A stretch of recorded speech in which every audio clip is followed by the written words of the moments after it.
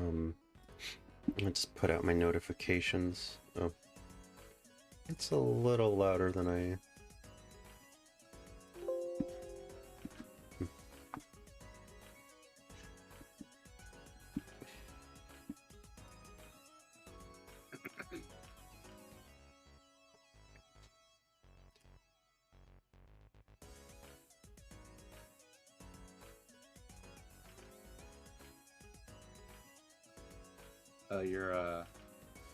You forgot to change the stream information. Thank you. I always forget to do that.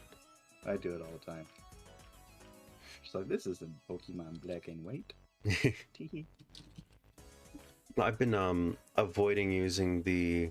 I didn't have any really negative experiences with streaming in the Pokemon Showdown category, but I got a lot of new people, and they were, I don't know how to say it, but more just basically usually it's like pretty chill in my chat, and they were more like, do you want to play me, and just like sort of like aggressive is totally the wrong word, but it's like I'm hanging out with someone, I've got my all of my streams say I'm playing games with this person, and randos will show up and want to play, which makes sense, and it's just, I guess it's just sort of how people play Showdown work. But specifically, I did not want to play Showdown with random people. It's why I've been playing it with so many people.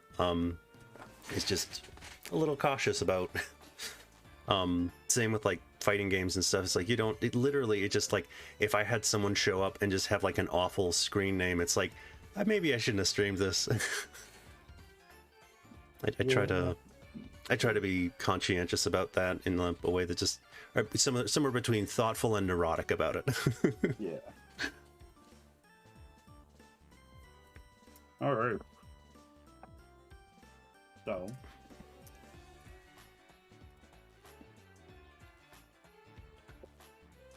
I have limited experience with Showdown. Hello, Zorb. Hi, Zorb. Hello. Thanks for stopping by. Yeah, my experience with Showdown is rather limited. So I think, and competitive Pokemon in general is kind of limited. So I think you're gonna stomp me, if I'm honest with you. But that's okay.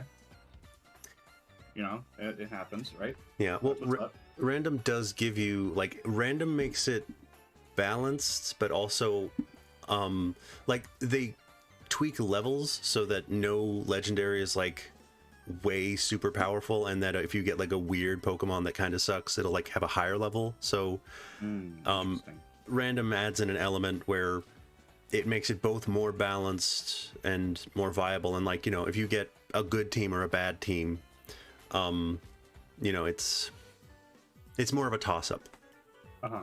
It's like more volatile. But yeah,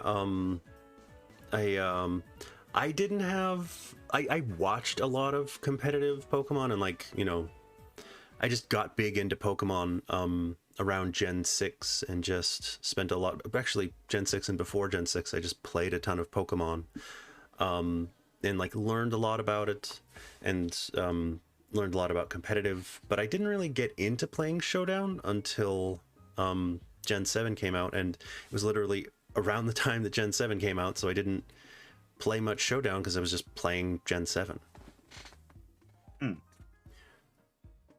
Right, I feel that. Yeah, so it's, for me, I'm not inexperienced, but I've played like 95% or more of the competitive Pokemon that I played just this month. Yeah, I don't think I've really played any.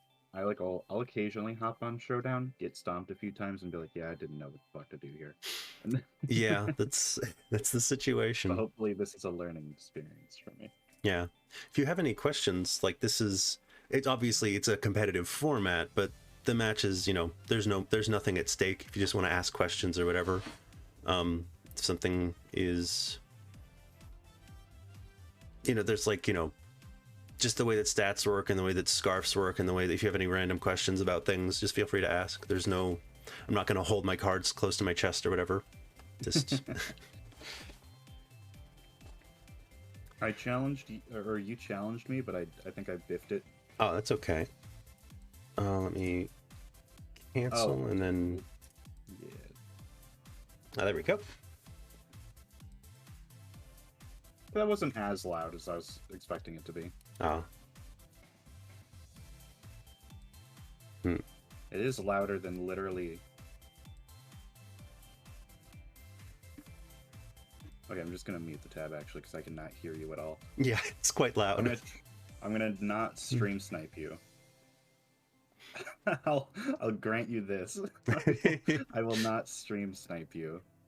Yeah, I keep oops, let me I have been like changing my it also doesn't super matter if somebody does. It's like whatever. But I don't know that people have like read what I'm putting on screen, but like it's fine if they do. You know, there's no loss really. All right, I'm looking at what we got here. I haven't played any mainline Pokemon between Yellow and Scarlet. That's a lot. That's a long time. Yeah, that's a long gap. That's a lot of Pokemon you missed, Sword. Yeah. Also, hello, Blue Eyes. Thank you for stopping by. I just pre-ordered my copy of Violet. Oh, nice. Yeah, because I'm a loser, and Game Freak could punch me in the nose and say, "Hey, that was a Pikachu punch," and I'm like, "Ah, thank you, Yeah. thank you so much." Yeah. Thank you, Zorb, for following. Make me say something is borked. I wonder why. Thank you for letting me know, Blue Eyes. I'll check that out.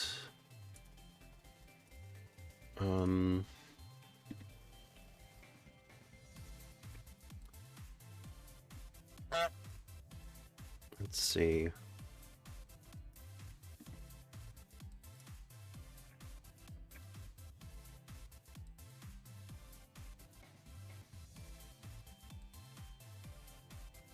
I don't see anything. Do I need to update? Well, that's sound alerts. That's weird. Thank you for letting me know, Blue Eyes. I'll have to fix that. That's weird. Sorry for making you wait, Pinch. It's You're good. Stuff happens. Oh, did I get that backwards? That's very weird. Huh. Wonder why that's like that. You just showed me you have Ice Punch, and then I just switched into a grass type. I will say that's a little silly on your part there. Yeah. I don't know a lot, but I do know that that's a bad idea. Oh. Ooh. That's unfortunate. Yeah, that's tough for you.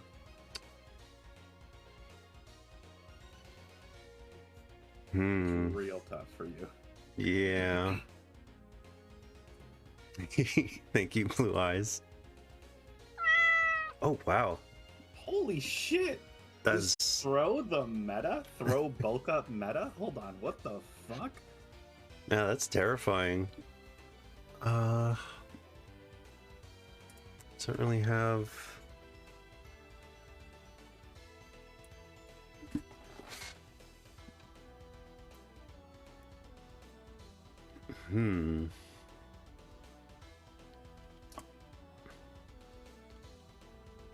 I'm Pikachu and he has a hat. Yeah. Oh my god. Oh no. Oh no. I remain alive after all this. Oof. Bro, you are my strongest soldier. Holy shit. Jesus. I never knew I never knew throw could do that. What the fuck? Yeah, that's If I ever play Unova again, I'll have to look out for throw with bulk up. Yeah. Ice Punch. Jeez. Throw MVP. That's insane. Yeah, actually. Resident Sweeper. With a Flame Orb, too, I guess. That probably helped. Oof.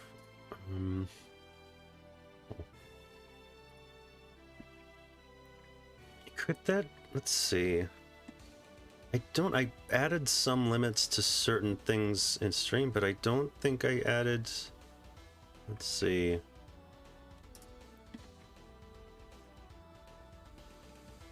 Yeah, there's no...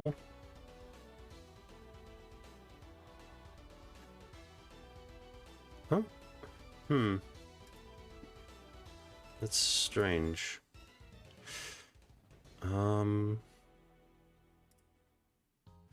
Oh, is that... Automaton's solo should be fine.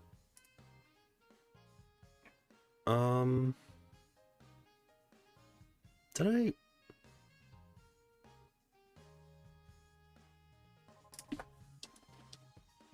Let me fix... Apparently something borked my redeems. That's unfortunate. Can only redeem during a stream. That is so weird, Blue Eyes. You might just need to, like, update your, the software you use for... Or the site you use for sound alerts. Like, Yeah. maybe, I don't know, like sign out from Twitch and sign back in. I'll try that. Thank you. That's very weird. No, I very much appreciate that, Blue Eyes. Thank you. Yeah, it's definitely better. Oof. Oh my god. Reggie Drago is just viciously attacked. Holy shit. I really don't have... Wow, I just have no answers. Lycanroc can throw the MVPs? Yeah, that's very funny. The setup kings?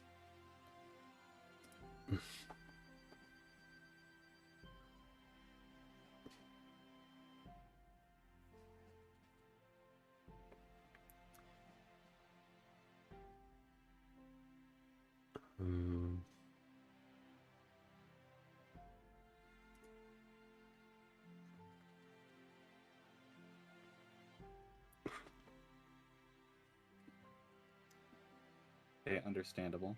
It's still out of stock. I actually I made sure to I just went to edit and I have 3 redemptions per stream. Let me try changing that and then refreshing it.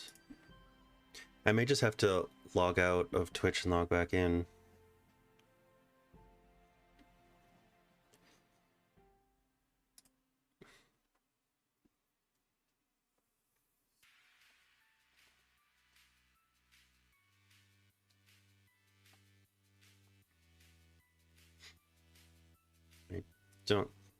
I don't outspeed, so that's that's it. Oof. Let's go. Won the first one. I mean, you were distracted by the redeems. So Yeah, but no, that was counted. Yeah, that counts for sure.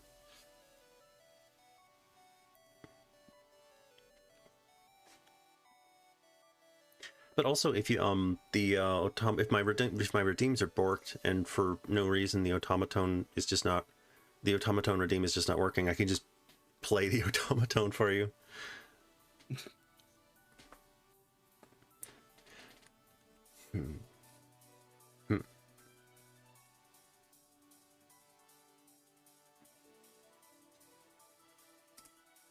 Gonna...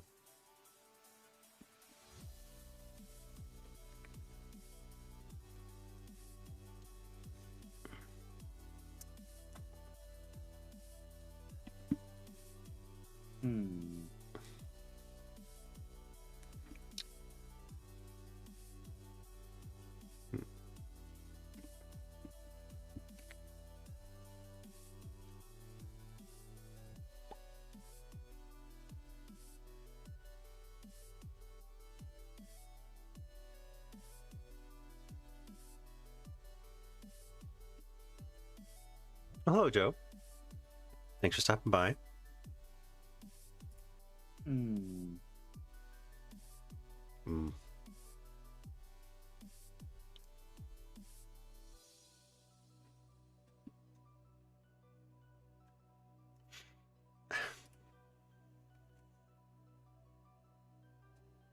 Okay.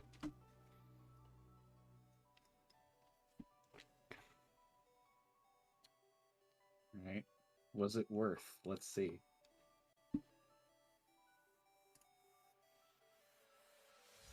Ow. Oof.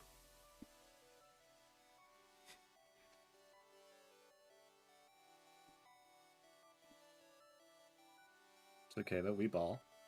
Hmm. Oh my god, you have normal Raichu and I have a Alolan Raichu.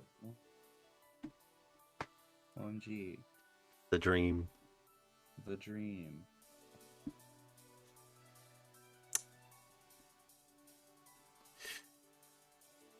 Hmm.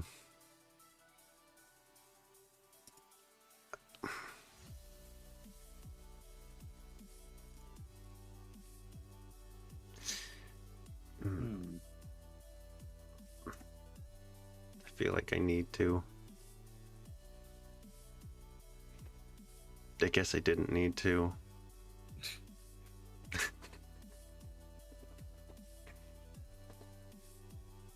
Hmm.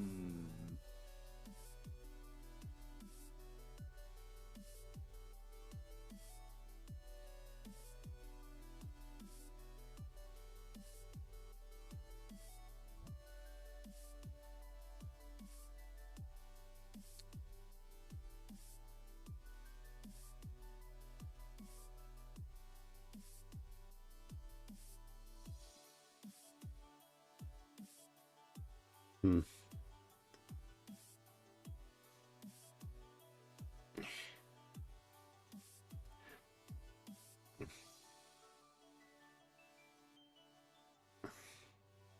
You got me on the bait on that first one there. You knew.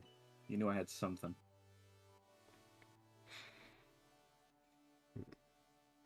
Hmm. Hmm. Hmm. Hmm.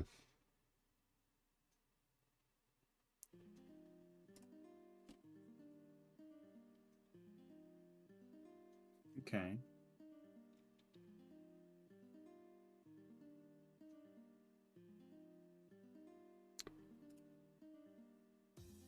Oof.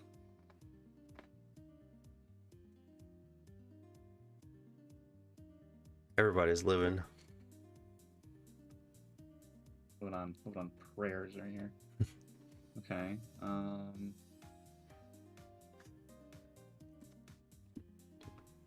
Concerned about whether or not I'm gonna regret that that Dynamax early on. Feel like that was not. Oh, I'm an idiot. I use knockoff on you, then I immediately go for Poltergeist.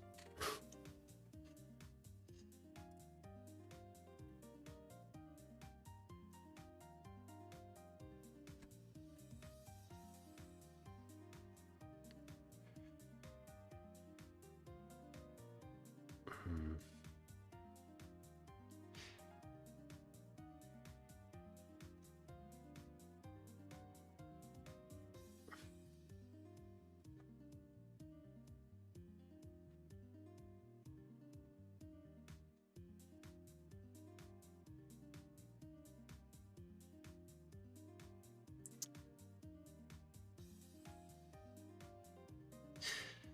Hmm.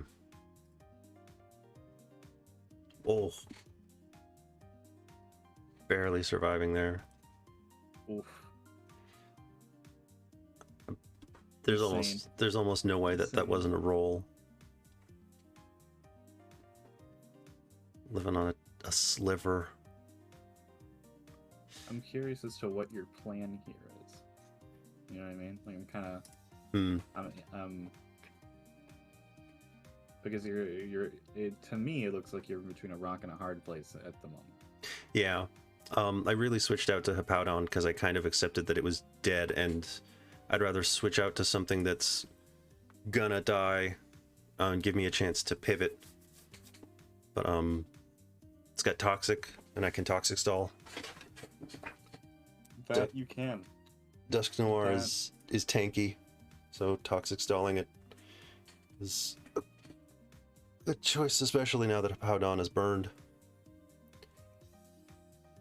The most I'm going to get out of it is stalling.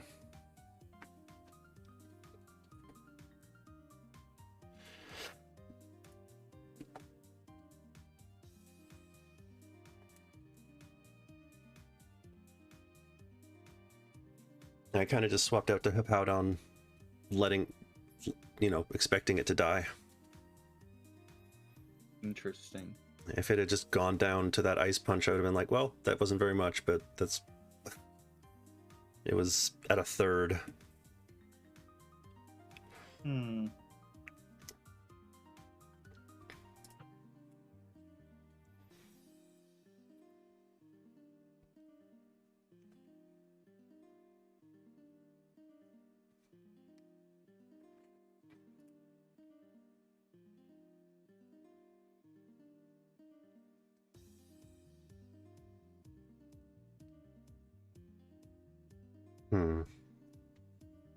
Hello, Meg. Thanks for stopping by.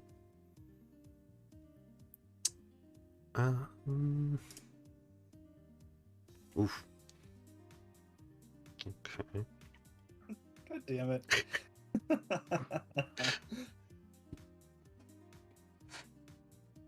Hi, Panda. Thanks for stopping by. Hope you're enjoying Batman Origins. Batman. Alright, I managed to to get him down just enough. Just enough to where we could go even on the loss.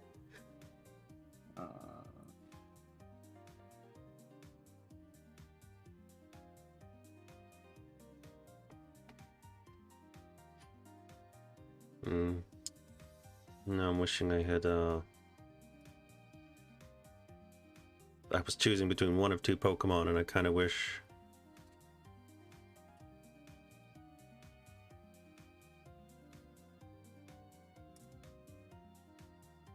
Damn. How is Wailord fast? I guess actually no, it's got slow in his name. Never mind. That's on me. Yeah, Wailord is slow, but not super. Actually, hang on. No, okay. I was about to. I was going to reveal my item if it was relative to speed. That's true. Meg says Wailord is fast because he's 50% air.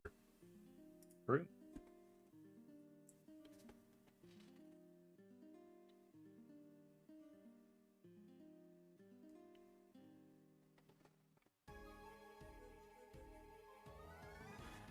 I have not once ever had a Magearna.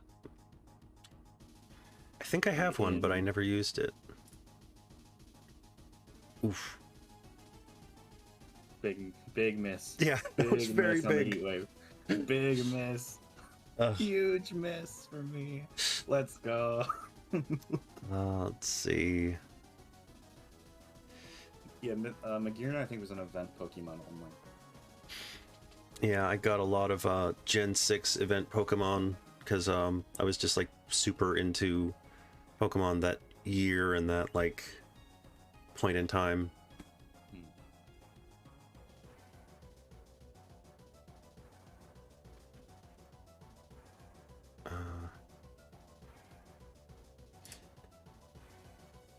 Oof. I literally don't know what heavy duty boots are or what they do. Oh, you're missing 2 consecutive hurricanes and then I land the Stone Age. The Stone Age. I was afraid. I was afraid to use it because I was afraid it might miss.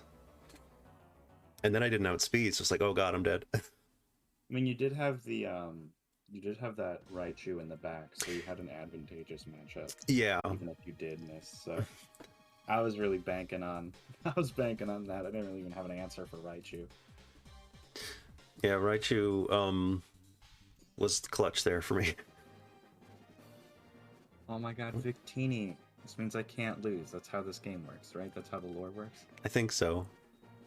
I remember I got Victini, and then I was like confused when I lost at the champion. I was like, what the fuck? That's not... That can't happen. That's not how this works. The Pokédex said so. The Pokédex is full of lies. The Pokédex is full of lies, and that's the day that I never trusted the Pokédex again.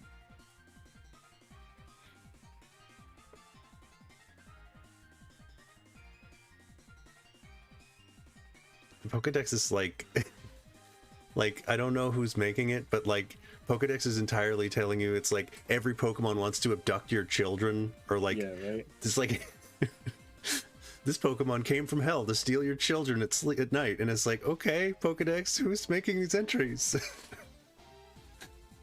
Concerned parents. Mm. One would think.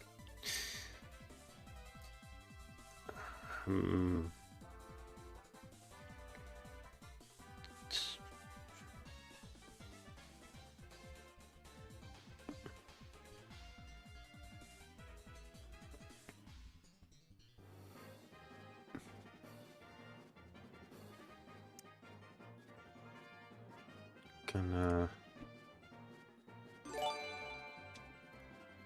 Well, thank you for the follow, Ash.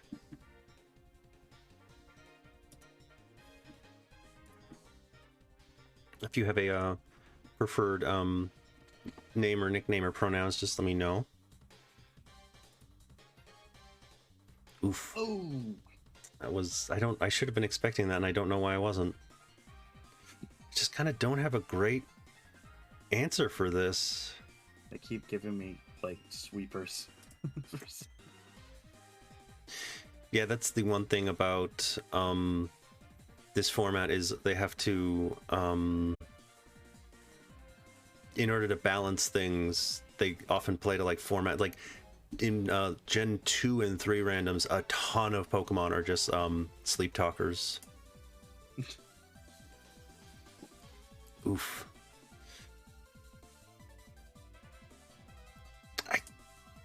Yeah, I guess I could have gone with this.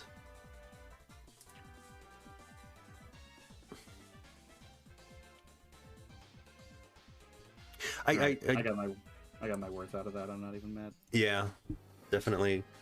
I love Crustle.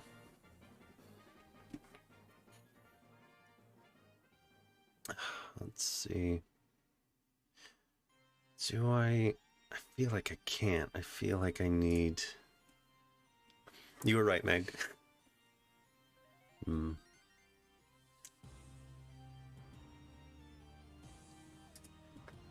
I do know about Free for All, Ash. We might play some later, depending on what people are looking for. Dang. But all this month I've been playing. I started my first Nuzlocke, but I've been playing a lot of Showdown with people, and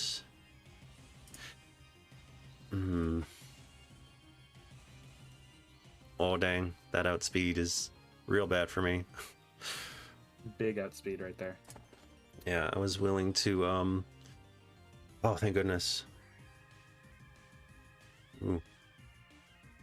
Was only expecting it to two-shot, but...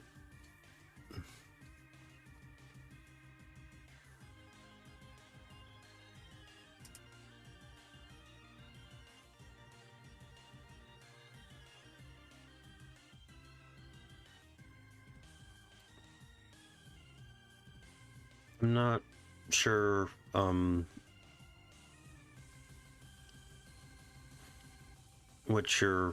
not sure what you're saying there, Ash. I should have...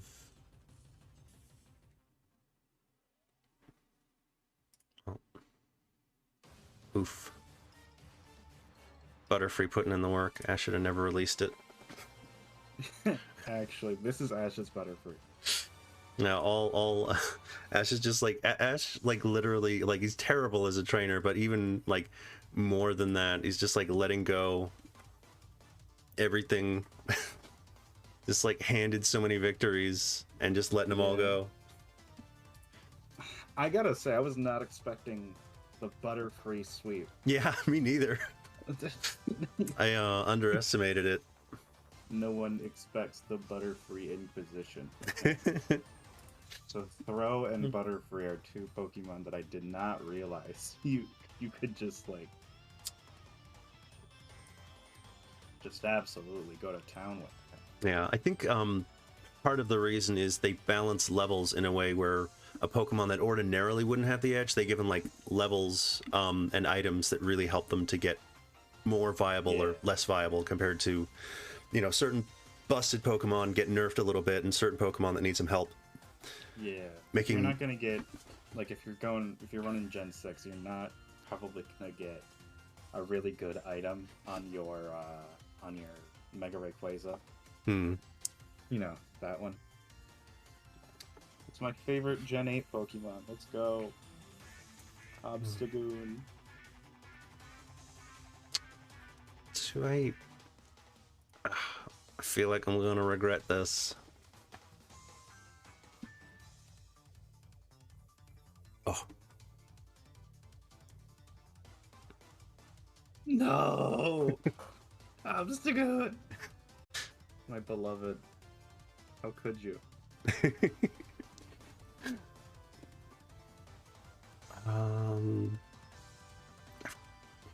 I feel like Volcanion, they just kind of threw in the game. You know what I mean? Yeah. Like, I don't remember there being any, like, promo for it. Like, I think it had, like a sparing role at best in the movie. It just kind of, like, exists. Yeah. Doesn't do a lot. It's unfortunate. I'm pretty sure it's our first and only water and fire type. Yeah, that's what I was just gonna say, that it's unfortunate that we finally got something water fire and it's a legendary and it's just like, here you go. There you go. It's this fucking weird... What even are you? Yeah. What even is this stupid fucking thing? Is it a dog? Is it a horse? It's like a cat? Like, what is it? Yeah, it's real weird.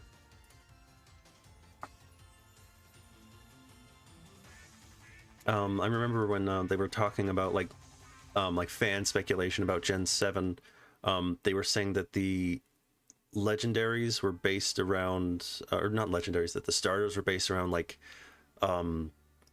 principles and like things of alchemy, and for some reason that got me really excited about, like, I just love, we have one fire water type, and it's Volcanion, and we don't have any fire grass types, and I just want them so badly. They should really just put them in the game already. Like, yeah. We'll enjoy it regardless, but like there's such obvious things you could do. Like in terms of like concept for each one. Yeah. I don't know.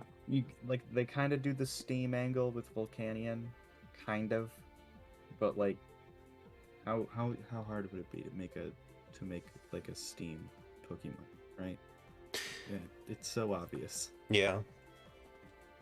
We literally have like, what's it, Cherim, which is like, you know, a grass Pokemon that like summons the sunlight, and it's like, yeah, that's how you make a grass fire Pokemon. You just make it like sunlight based. I think it would be funnier to do like the weed angle, like like just smoking. Oh god. They'd never do it. They'd never do it. They'd never ever do it. But yeah. It would be funny as fuck.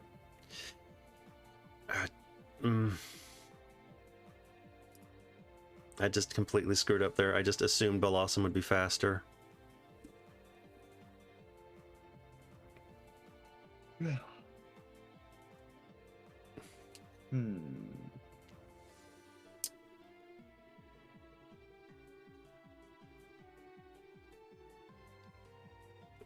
Yeah, there's so many ways to make a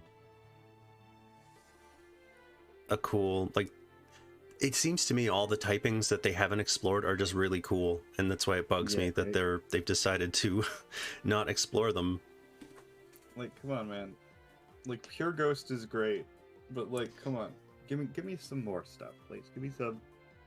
What hasn't been paired with Ghost type yet? Wait a second. unused Pokemon type combinations. Let's see.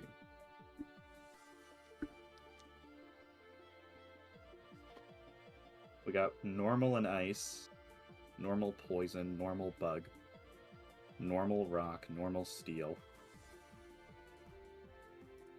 I'm honestly I'm real surprised that all those normal ones aren't done yet. Yeah. To be fair, normal rock and normal steel would get absolutely dumpstered by even looking at a fighting type, so I guess I get it. Same with normal ice. Yeah. But, like... Normal steel would have 2 immunities, though, and... It would. That'd be a real good defensive type, except for, like, a few instances. Yeah, you could... Fire grass. We need fire fairy as well. I feel like that's just... Oh, yeah. Although... Is there... Now my don't problem... have an electric fighting type? Seriously? That is weird. Dude, what if it was like a Rock'em Sock'em robot? That'd be cool. Yeah. I would love that. Cool. I just... It's... Or like a Gundam. Yeah. There's so many... I mean, they're already putting fucking Mega Man characters in. You saw that, right? Oh yeah, I love those. They're just Mega Man characters. Like, this isn't a Pokemon, dude. This is like... I'm sure I will like them once I get my hands on them. It's just like, what are you? Yeah.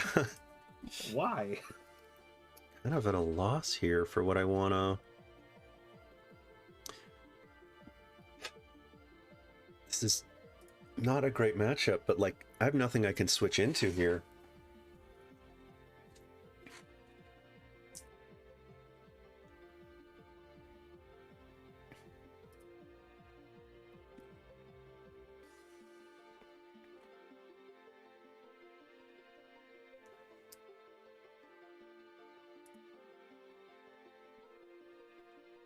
Oh, there we go. The crit. Thank you. The crit. I was just like, if I crit, this is good for me. You're crit fishing there. Yeah. Got real lucky there. I needed it. Just like, I had no answers for that Rasharna. Oh, damn. The Blossom sweep is about to occur.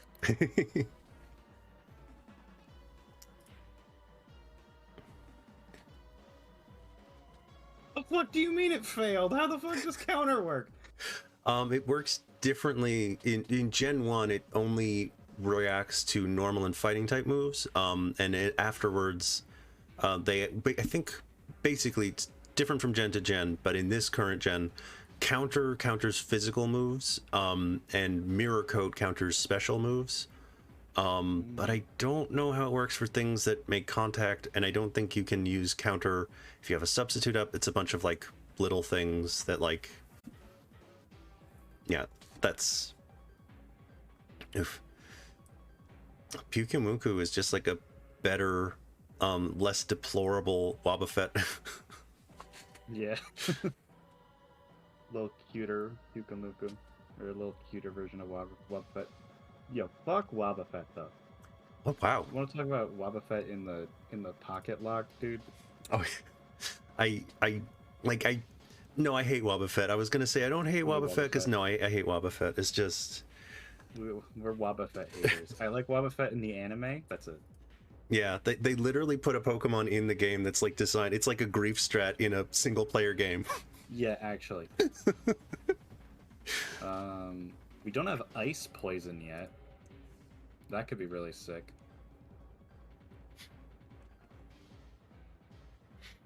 This is an interesting start. Dragonite v Metagross start? Dude, like 8-year-olds across the world are shitting themselves. They're like, holy shit. Oof. I knew there was kind of nothing here in the matchups. Like, this is amazing for me, but Earthquake, scary.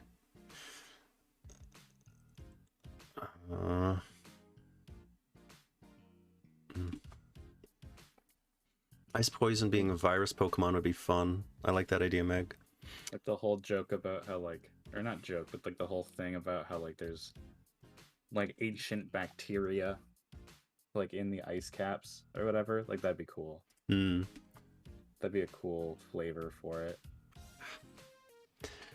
For me, I'm like all about flavor of Pokemon before anything else. Like, as long as like it is cool conceptually or has an interesting design origin, I'm like, oh yeah, let's do it. This is great. Yeah. Which is why I like so many of the Galar Pokemon, because they all are like a thing from England. And it's very, very pointed. That was a crit. Damn. I really wish. Oof. Okay. I really wish that Mamoswine there had priority. I'm glad I survived, because crit would have killed me there. Mamoswine's my answer, and without what's it? Icicle Shard with Ice Shard, I was definitely gonna get hit with a Mamoswine. I just needed a way to pivot in, because no way I was switching in safely there. Right.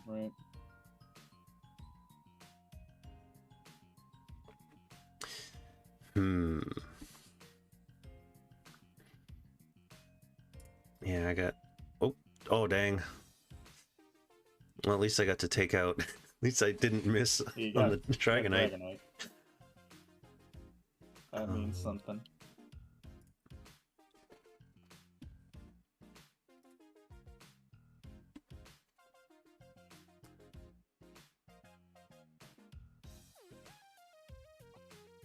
That's not how that's not okay. That is not okay. What? That's goofy. Oof. I should have expected to get outsped there. What would I have done if I... It's just in. Dog faster than bird.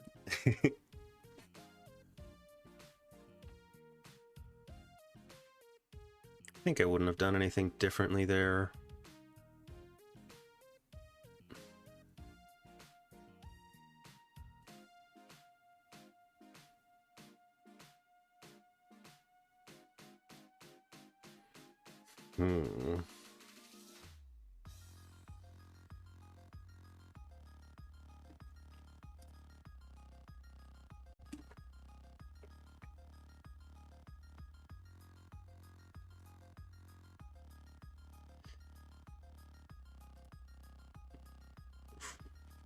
We're chilling.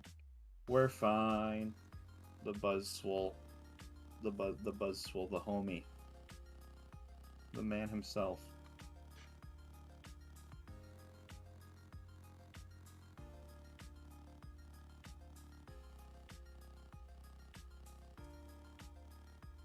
Whoa. Wow. Buzzswole does not care. Buzzswole has better things to do. Buzzswole uses Darkest Lariat over and over again. Buzzswole has been burned. Buzzswole will die a hero.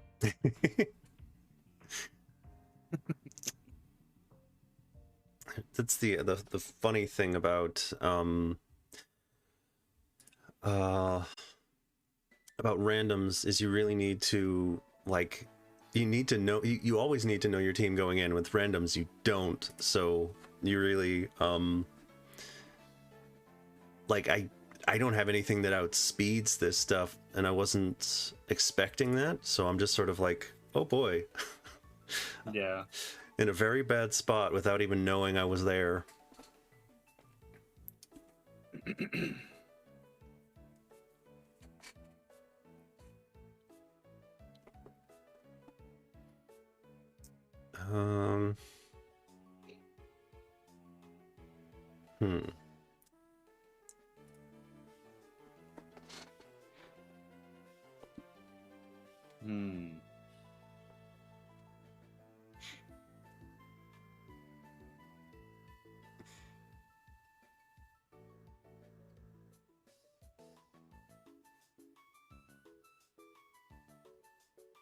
Now I'm a...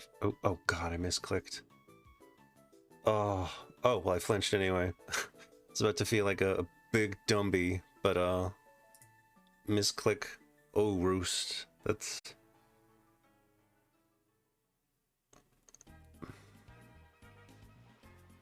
Okay.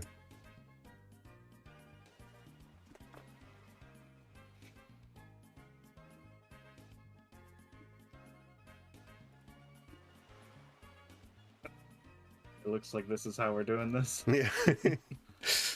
I don't have answers. Oh damn! I don't think I do either. Actually, this toxic's hurting. Yeah, with air slash's chance to flinch, I really got nothing.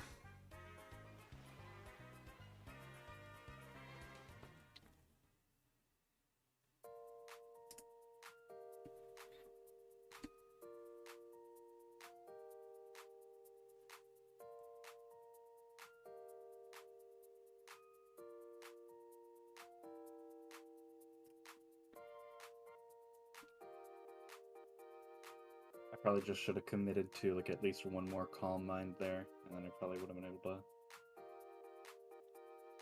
take it out. But Don't think I outspeed this. Oh, thank goodness.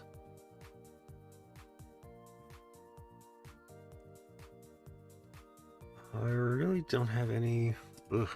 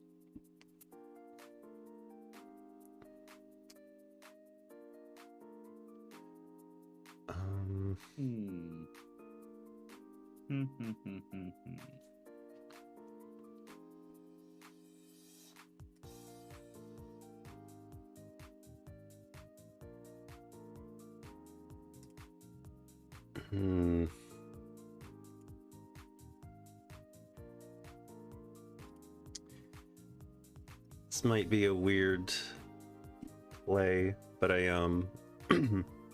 oh no, that's so bad.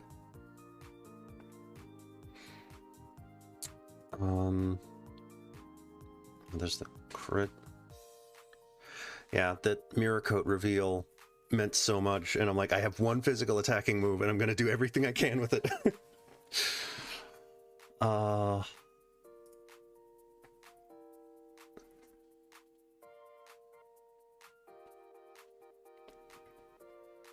that's a bit of a brow moment.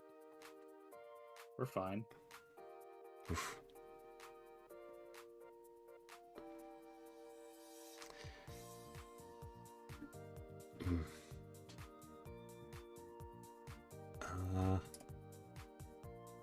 Oof.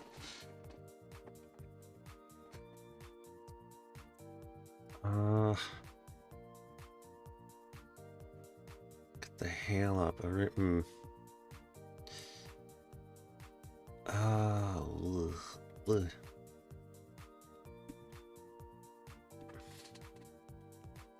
Oh, did I need to stall out the Dynamax there?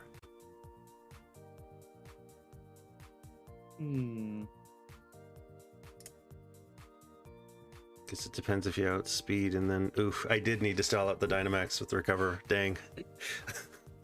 Let's go. GG's, that was real close.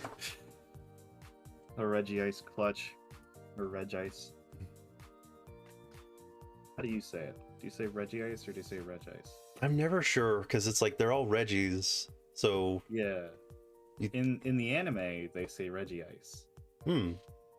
But it, like the way you read it, it should be Regice. Yeah. But I guess like this is one that I don't like get mad at people for doing or like saying wrong, because frankly, it makes more sense to say Regice. Yeah. than to say Regites because they're all veggies. What you said.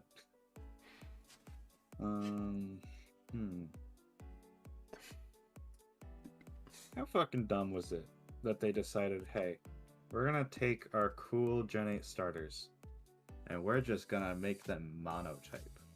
You guys like monotype starters, huh? Yeah, How about that? Absolutely. I was like, I was thinking that the bunny would be electric fire, and I was like real excited for that. That could have been so good. That could have been so easy to Yeah. do. Because like soccer, you could flavor that as being like literally just add like a gimmick of like if they had like dual type moves each for it, and that was like a thing. Like there was like a water dark move or something for in Inteleon. Then again though, that'd be doubling up water dark with Greninja. So maybe not. I could have seen it Don't being mind me water just psychic. I Hello. mean, like, Sorry, what were you saying? I don't really know what could be water psychic. Maybe.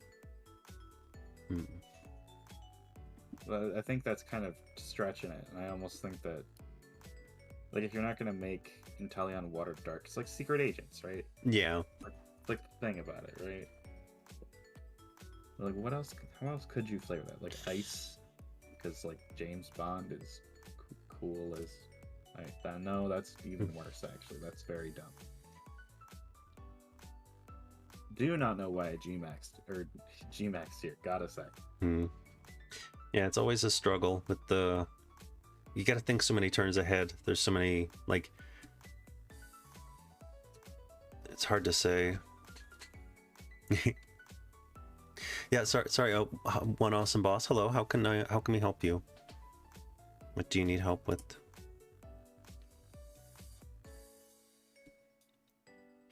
It's my tendency when playing, just in general, but like fighting games, just anything competitive. I like to have people make choices and react to things, and not commit to things.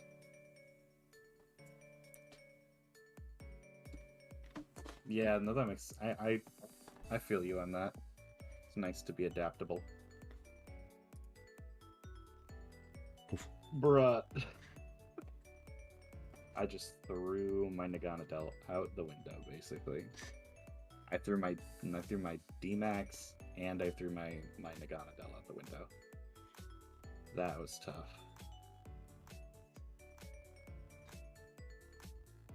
Wish I could help you with that one, awesome boss. I don't know what to.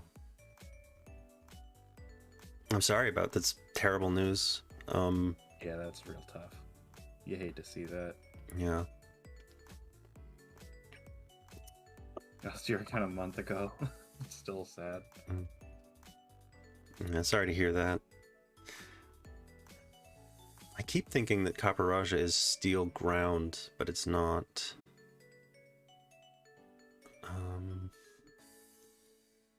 How do I wanna? How do you feel about the Pokemon we've seen so far for Gen 9? Some I mostly positive. Very little negative feelings, but not super excited. But also, I'm not really disappointed in anything I've seen so far. Yeah, right. Like I'm kind of looking at a lot of these, and I'm like, that's a Pokemon. Yeah. Like I'm honestly just a little more confused as to why, of all the places in the world that have been like theorized or requested or thought about, like I'm just like confused, like why the Iberian Peninsula? Why Spain and Portugal? Yeah. Like, just a little like, why there? Huh? It's like maybe it's the connection to the Islamic world, but like then just go to the Middle East. That'd be also cool. Yeah. Chainsaw Pokemon when actually? Let me get my Pacific Northwest Northeastern Pokemon game, and then we'll get a chainsaw for the lumber industry. Oof. Do you have a favorite of the ones you've seen so far? Oh, that crit. I think that crit saved me there. That was probably big. That might have mattered. I'm just I love silly Pokemon. I just love the goofy ones. So Cloth for me is just a delight. I love Pokemon like Dunsparce and just the goofy ones. Always hits me in a soft spot in my heart where it's just like, look at you, you little goofball. Which one is Cloth? Oh, it's the big goofy crab. Oh, the crab. That's right. Yeah, I just love the silly ones. I don't know why.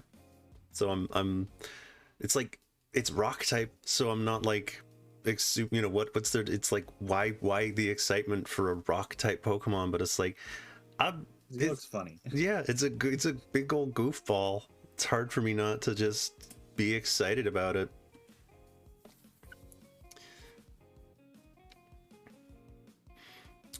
But definitely I think the I don't know if they're legends, but the Mega Man ones, those are super cool. Love those. Rogue and Ceruledge. Yeah, those are the coolest ones that I've seen so far. I will say, it's a fire psychic and a fire ghost type. I think both of those by now we've seen a lot in the last few years. Like, I don't know, Chandelure already exists. I've got my fire ghost type. You know what I mean? Yeah. I'm like, you're not getting me to swap off Chandelure unless he's literally not in the game. Which would be very sad because I like Chandelure a lot. Me too. Chandelure's like a top 3, top 5 Pokemon. Mine probably. What is your like top 5? If you could pick out 5. That's tough. I have like a weird kind of like I said, I love goofy Pokemon, so like, and I mean like competitively I have different feelings, but the Pokemon that I love the most that come to mind are I love Fletchling, I love Dunsparce, let me try to think of some, like the Litwick line is also one of my favorites. Yep.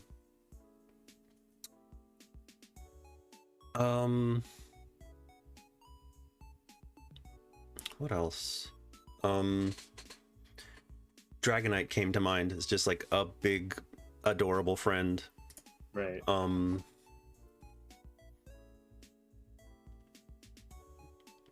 Oof. Yeah, top 5. I love Mimikyu. Mimikyu's a newer favorite. Mimikyu's nice. I love Mimikyu. Azuriel's a Pokemon I love using a lot. And I guess I would say they're one of my favorites, but it's more like Water Fairy is so good. I just love using right in game. Like I got shut out there. That was bad. Yeah, that one did not go well. I think the Naganadel Dynamax early killed me. Yeah. I really think that was gonna, like, they concocted this team for me, and then they were like, "Hey, we're gonna put this as your like get out of jail card." And I was like, "Oh, okay." Immediately biffs it. Yeah, that's the, because the thing, you can turn the momentum around so easily. So like, it's not a bad idea to use it early if you're gonna get something out of it. So it's like hard to.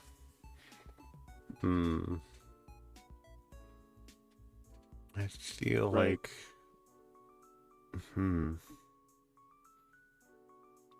Oh, I saw. Hello, Dan. I saw that about Jamie Lee Curtis. Yeah, I just love Jamie Lee Curtis. She's so fun. She's great. We love Jamie Lee Curtis. Oh, bad read there. Well. Take care, Dan. Thanks for stopping by. I could have I'd say I just guessed. I don't.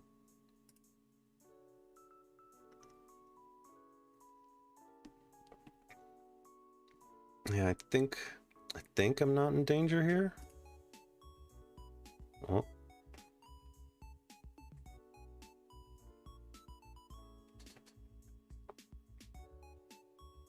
Yeah, that's about what I expected. Hmm.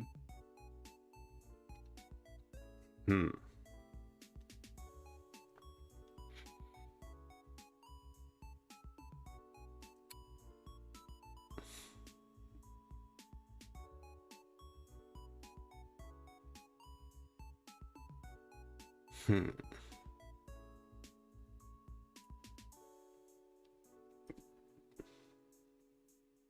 Well. Hmm. Hmm. Hmm.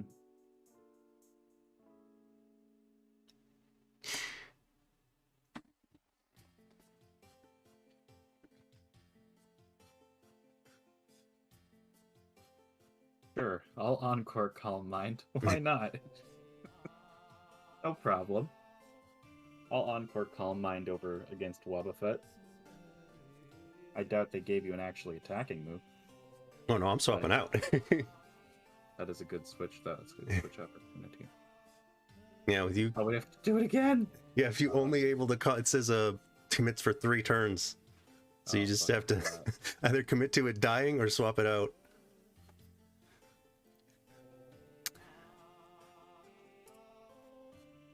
Oh, I believe.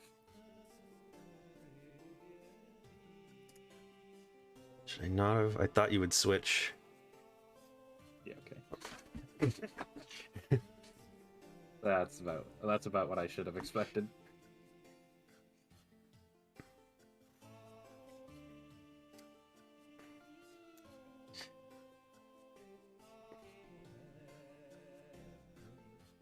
I think I need.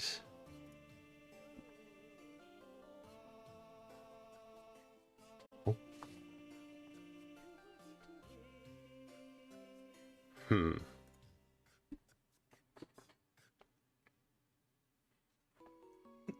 I missed.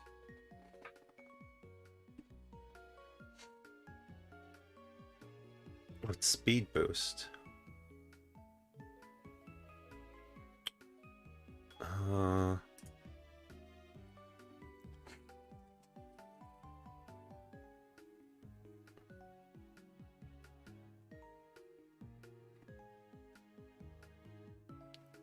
Hmm.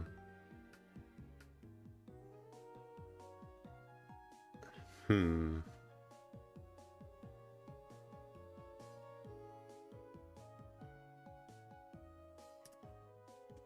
Is this a mistake? Okay.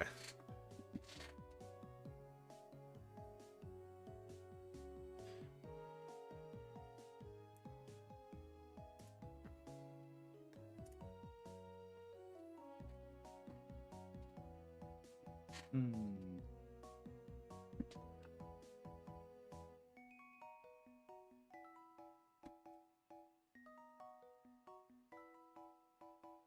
The crap, you just broke the mold all over those guys. That's Yeah. my favorite part of.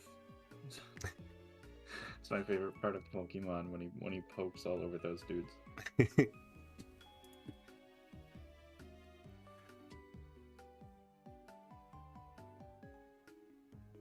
Was this a good idea? Maybe not.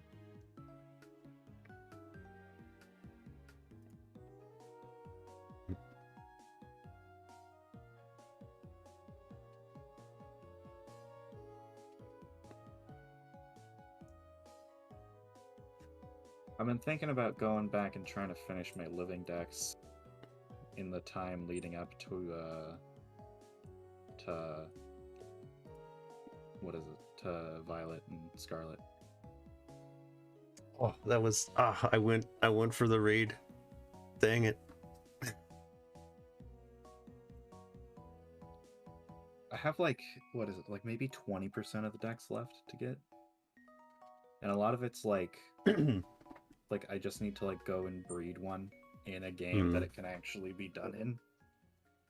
The only Pokemon I think I just straight up can't get might be Deoxys, because there hasn't been a Deoxys event in a very long time.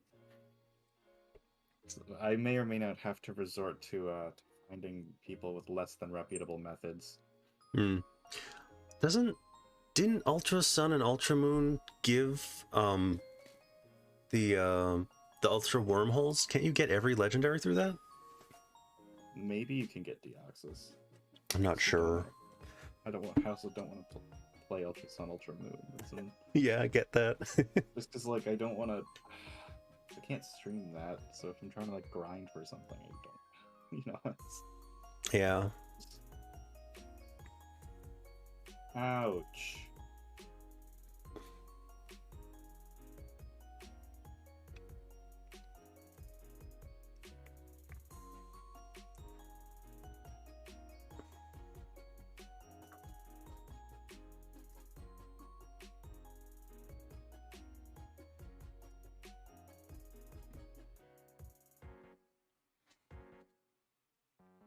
I think Sableye is a really cute design. Yeah. I also really like the Gremlin-y Pokemon. I think that was legitimately the only possible way I could have killed Kelpio there. With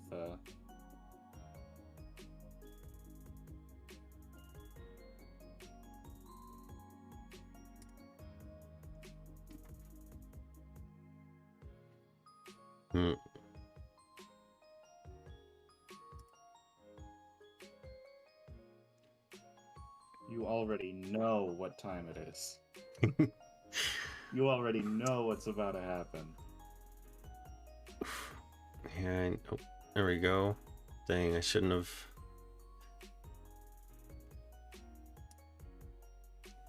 Oh. I know that wasn't actually. Ooh, that was good. That might hurt actually a lot. Oh, or will it as much as I think? Oh. Kind of assumed. Oh. I knew that Arcanine wasn't going to give me anything against Sharpedo, so I,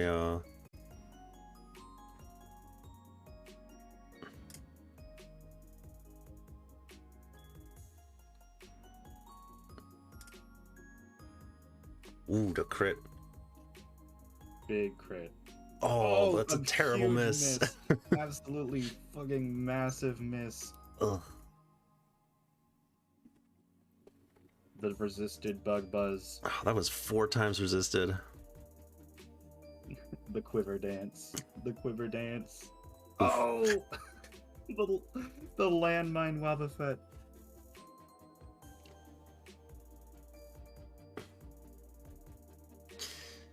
Dang, using my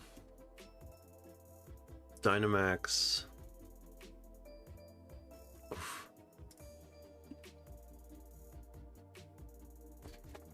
Oh, I just thought about it. If I get Butterfree again at any point, I could probably Gigantamax it after Quiver Dancing. Oof. That'd be insane. I mean, not. Why is Butterfree like low key the MVP on my team here? What the hell? I don't know, it's funny. It's very funny. Man, sorry, Butterfree. I never leveled you past 20, so I guess I just wouldn't know. Yeah. This is an interesting way to start. Yeah.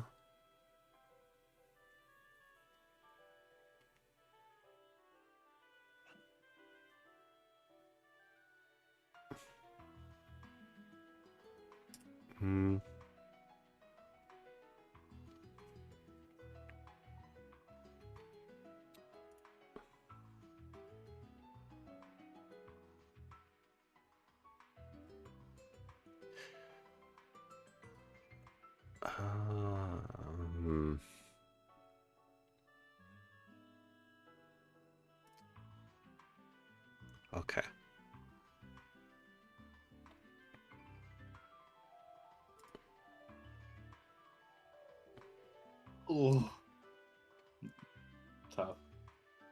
Mesprit is not a Pokemon they should be trying to goad you into nasty plot setting up with. What? I mean, I guess, like, it's got good defense, special attack, and special defense. All at 225 each, but, like, come on. I don't know. Something about it doesn't have the flavor for it. I think the Lake Trio might be, like, my least favorite legendary grouping. Yeah, they're pretty lame. I don't think I've ever met someone who's, like, super passionate about them. They're just kind of, like... Did not assume I would be outsped there. Neither did I, honestly. I'm so bad. I didn't look at the speed stat, and I was like, this fucking big frog could probably take a hit, right? Probably fine. I'm so bad at, like, actually judging speeds.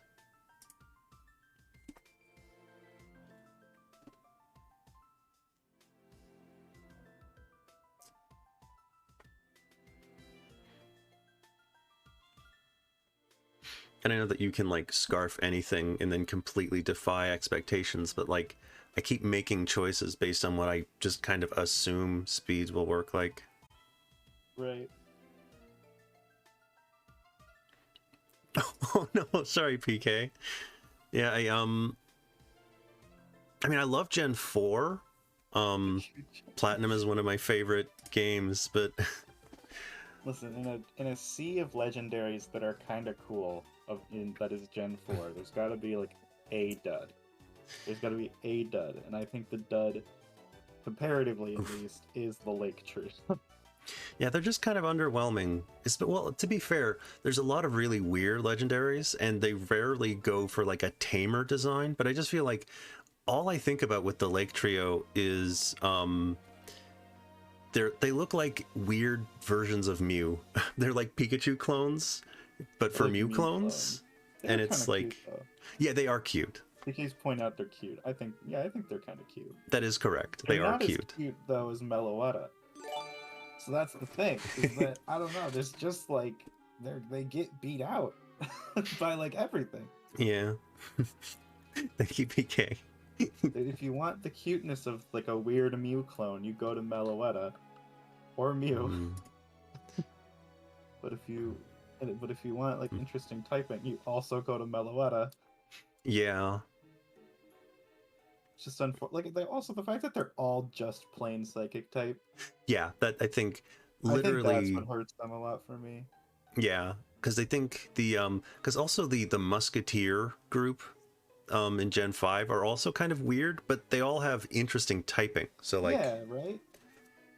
I think like they work a lot better thematically. I think. Yeah, for me, it's the biggest knock against them is they're all psychic, and so it's like they're all the same. And Mew came before, so they just don't have enough uniqueness. Yeah, I'd agree with that. I think it's a little silly. The Musketeers are dope. The Swords of Justice are dope. We love the Swords of Justice. Yeah, I do. I like the Musketeers a lot, but what I think is that like they're, I don't know, how do I put this? Like I think I just like them, but like compared to like the designs are a little bit more out there compared to certain other Pokemon designs. I think that they're cool, and I'd rather like a design be weird. I don't think there's anything wrong with that, but I think it's you either get legendaries that really go for something and are kind of weird, and you rarely get like tamer designs. Mm-hmm.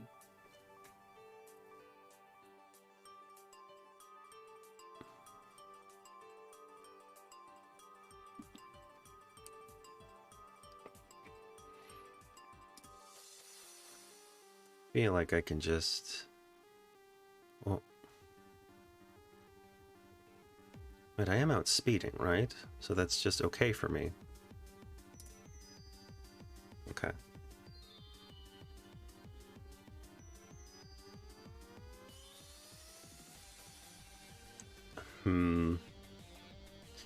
Not so okay.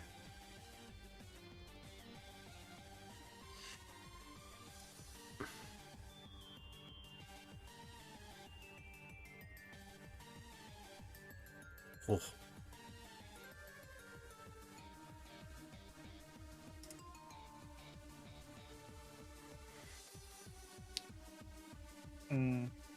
Keldeo, my precious baby.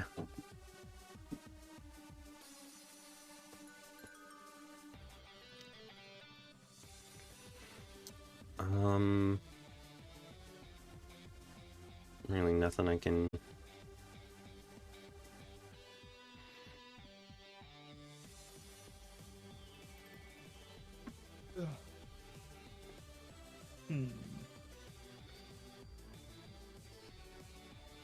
Here, I'm looking at these unused types again. How has there not been a fighting ground type? Yeah, there really should be. How did that get through? How is nobody given a good idea for a ground and fighting type? I feel like that's so obvious in some way. Yeah. Even if it was just like fucking like Sandman style big hands, I feel like that'd be cool. Yeah.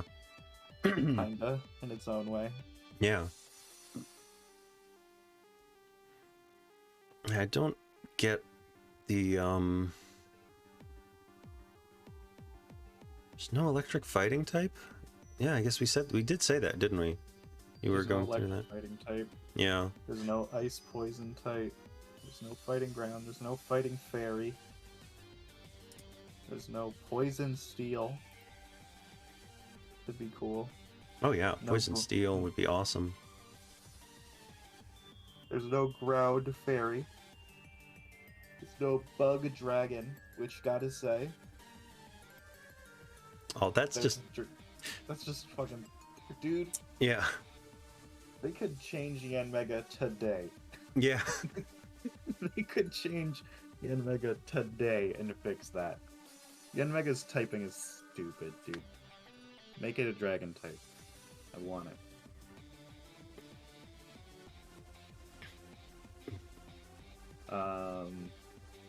Bug Dark we still haven't had, which I feel like is so obvious. Yeah. So unbelievably obvious. Bugs are spooky. You make like a spider or something. And not a poison type spider for once. Yeah. So, oh, guys, you know that sometimes these bite you and it hurts and you get poisoned? Oh. Well, I did know that. Yeah, I do wish that they would, like, I don't like how every gen starts off with, like, you have to have a normal type mouse and you have to have a normal flying bird, and there you go. And it's like, yeah. Why do you prioritize keep doing the same, giving us the same Pokemon over and over and not giving us something new and cool? Like, yeah, right. Like, it's not even that I dislike that idea of Pokemon, and I get it. Like, those type of animals live in every place, so it would be kind of weird if you didn't have something at least a little similar to them. But like, I don't know. I feel like you gotta branch out. yeah. Okay, I have no way of judging speed whatsoever. my Tentacruel outsped your Blaziken, and then you got one speed stage up, and then my Heliolisk didn't outspeed. It's like, okay, I don't know what's going on here. It's a little silly with it. Oof. The Blaziken clutch, holy shit. Blaziken died a hero. I don't even know what my other Pokemon was. I forgot. I think it was another fighting or fire type. I think that was what.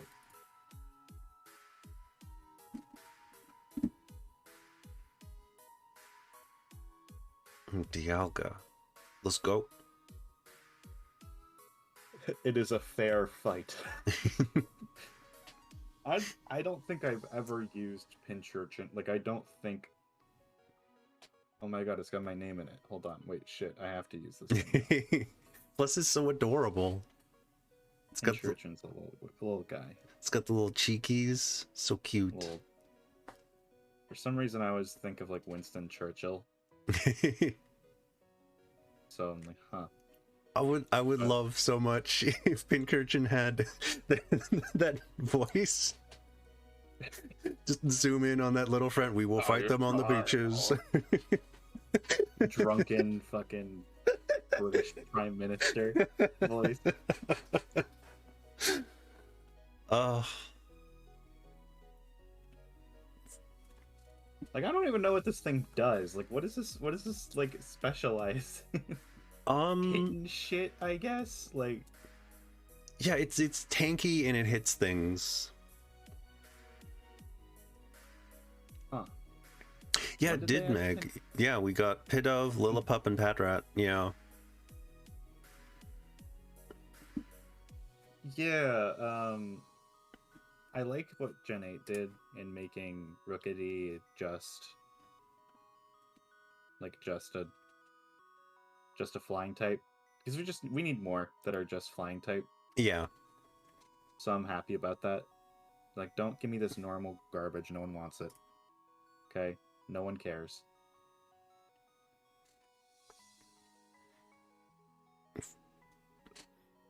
Oh, the burn. I do love Lillipup.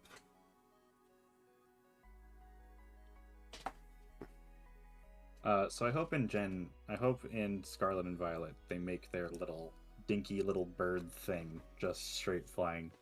Yeah. Whatever it is. And also, let's say it.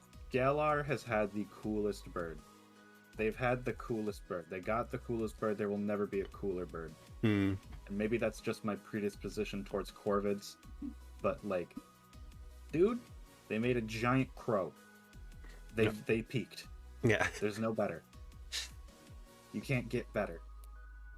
Yeah, I agree. It's very good, and like what they should be doing, they shouldn't be like doing like we've got like Pidgey and Spearow and Pidove. They shouldn't be trying to do the exact same thing. They should just be trying to make like you can't compare Corviknight and Talonflame and what's another like they should be continually making, if you're going to make a normal type, a flying type for the region, it should just be a really unique thing. It shouldn't just be like, this one's the Pidgey of this region, this one's the Pikachu of this region. Just make new cool Pokemon each gen. Yeah, no, I agree. Because when you think about it, so Pidgey evolves into Pidgeot, normal flying, okay? You go over a gen, you get Hoot Hoot and Noctowl. So there's not really. Right? So like that's a little different. It doesn't have two evolutions, but it is normal flying with a little bit of psychic flavoring. Yeah. So like, fine. I'll give you it. Gen 3, they're like, okay, what if we took both of our previous ones and mixed them together and made the most uninteresting Pokemon ever? They're like, oh, perfect. Swellow is born. Like, come on. Come on. Swellow, best he could do. Like, yeah, it's a swallow, I get it. But it's just a bird. Then it's a normal flying type. Oh boy. Moving on to Gen 4. Staraptor is the shit, so I'm not even going to say anything bad about Staraptor. Staraptor does it best. Even if it is a tired trope by then, Staraptor does it best by having close combat as like a signature move. And also being super viable. Yeah. You can't always say that about the other ones. Like Pidgeot is like hit or miss, kind of. Like if you're gonna use a Kanto team, as much as I hate Fearow, I might use Fearow over it.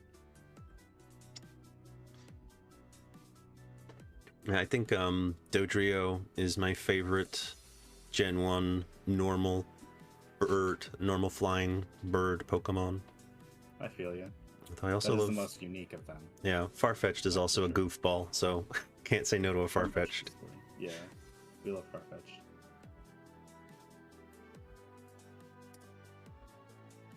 Ooh, tanky. Well, she's just murdering a dragon god here. That's the power of Hatterene. It's the power of witches, witch women. Yeah. Ooh, the crit. That's a god privilege. An on-demand crit. For every Swillow, we got a Wingull. Oh god. Dude, Wingull just annoys the shit out of me. I know. They're like everywhere. I get it. But that doesn't mean I want them everywhere in Pokemon. Hmm. Pidove, I get it. It's supposed to be New York City. There's pigeons all over the place. Fine. Sure. You can have that. But, like, does it have to evolve into a pheasant? You know what I mean? Yeah, there's so many Kinda lame. things that you could do that... Also, like, Tranquil has got to be one of the most boring Pokemon designs, period. Yeah. Literally, the gimmick with the Pidove line is, like, one of their designs just kind of sucks because it's One of them's- female. And, Yeah. like, that's so bad. I hate It's that. just like, hey kids, here's how sexual dimorphism works in the animal kingdom. And like, that's not cool. Yeah. Who cares? So we made one boring. We made one so lame, you might want to like release it and get another one. Yeah. But, like, what's it even worth having an pheasant for, like... It's just not good. Yeah. It's just to have a flying type, really. Yeah. Honestly, I would rather them, like, moving forward, I'd rather them give us, instead of giving us a bunch of new Pokemon, a lot of whom, you know, there's going to be the best ones and the worst ones, they should be more concerned about giving us more regional variants. And, like, instead of giving, like, literally you could just give us a regional variant of every Pidgey and never do another Pidove or whatever again. Yeah, right? Just give us regional variants, and it's Pidgey every time, but it looks a bit different. And then save whatever development you needed for making new Pokemon. It's a different Pidgey. Whatever.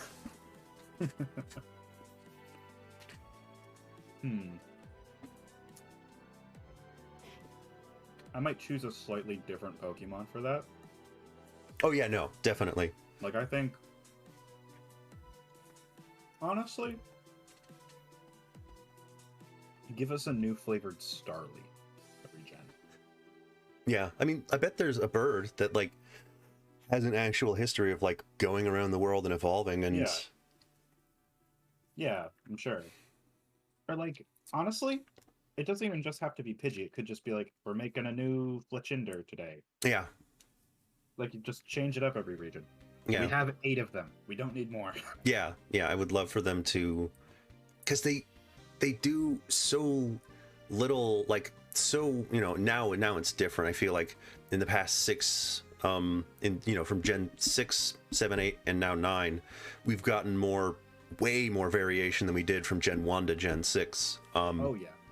So they're very much now willing to change things up, which I just glad to see. But I feel like the formula for so long has been to just stick to the formula, and like it's weird to me then that with variant forms that they're not just willing to give you, like, it's always a Gen 1 Pokemon. It's always all that. Every Charizard's always going to get that preferential treatment, and there's always going to be a Pikachu variant, and it's like, okay, but if you're going to do that, then like why not even go further into that? And like, we don't need, like, I think that Patrat and Watchog have an interesting design, but if they never existed, like, who cares? It's like, Right. You don't need to give us a new whatever Rattata, whatever fills the Rattata slot and whatever fills the Pidgey slot. We don't, like, you can give us something cooler. You can give us the type variations that you've never given us instead. I kind of forgive Gen 5 for doing it on the basis that they were doing like a soft reboot, basically. Yeah.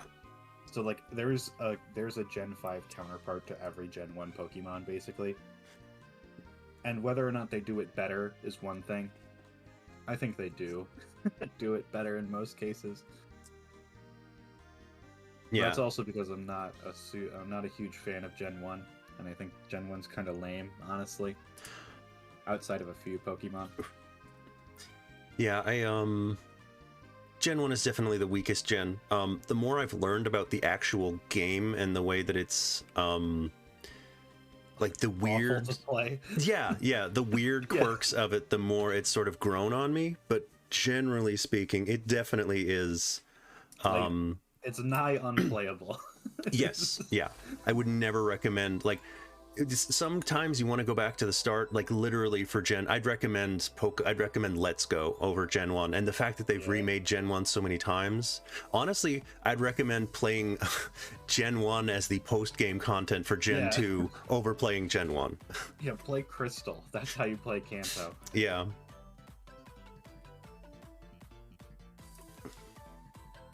Oof, was not expecting that. Celesteela getting one shot. Insane. I have no answers for this. Manatan is fully below below half health, but has not changed. I'm not really sure what's happening here.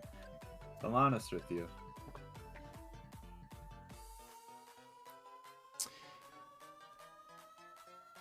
You know what's so lame?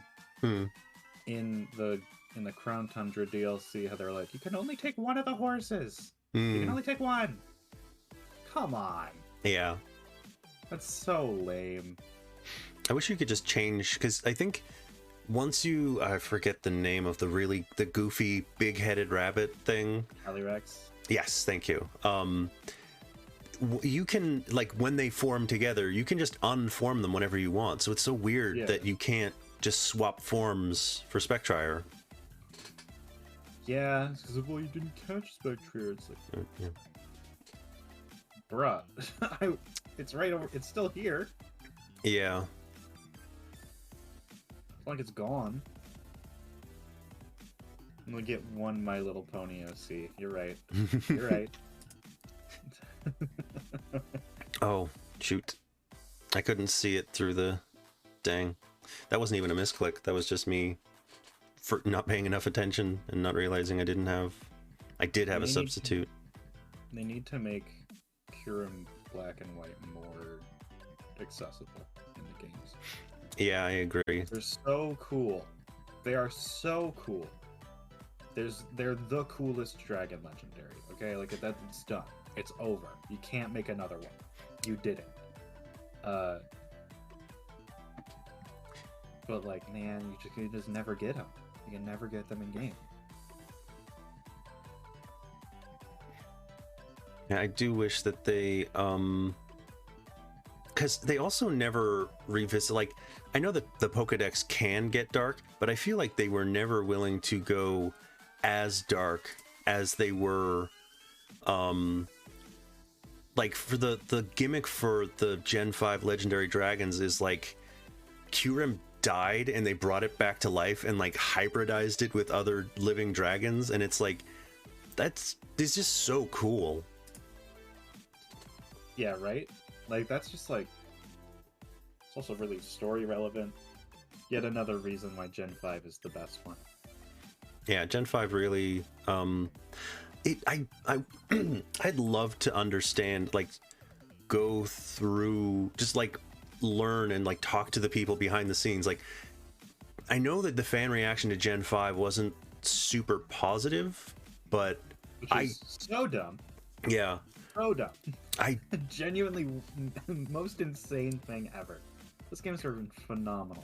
Yeah. Like, but the garbage bag Pokemon looks silly and dumb. It's like, yeah, it looks dumb and it's like it's a fucking walking trash bag. Dude, how about your little pile of muck with eyes, huh? Oh yeah, I know. Like, the fact that people complain about Litwick and Trubbish and Vanillish, but never complained about Voltorb or Grimer or Jinx. Like, come on. What you have no leg to stand on here. This is absurd.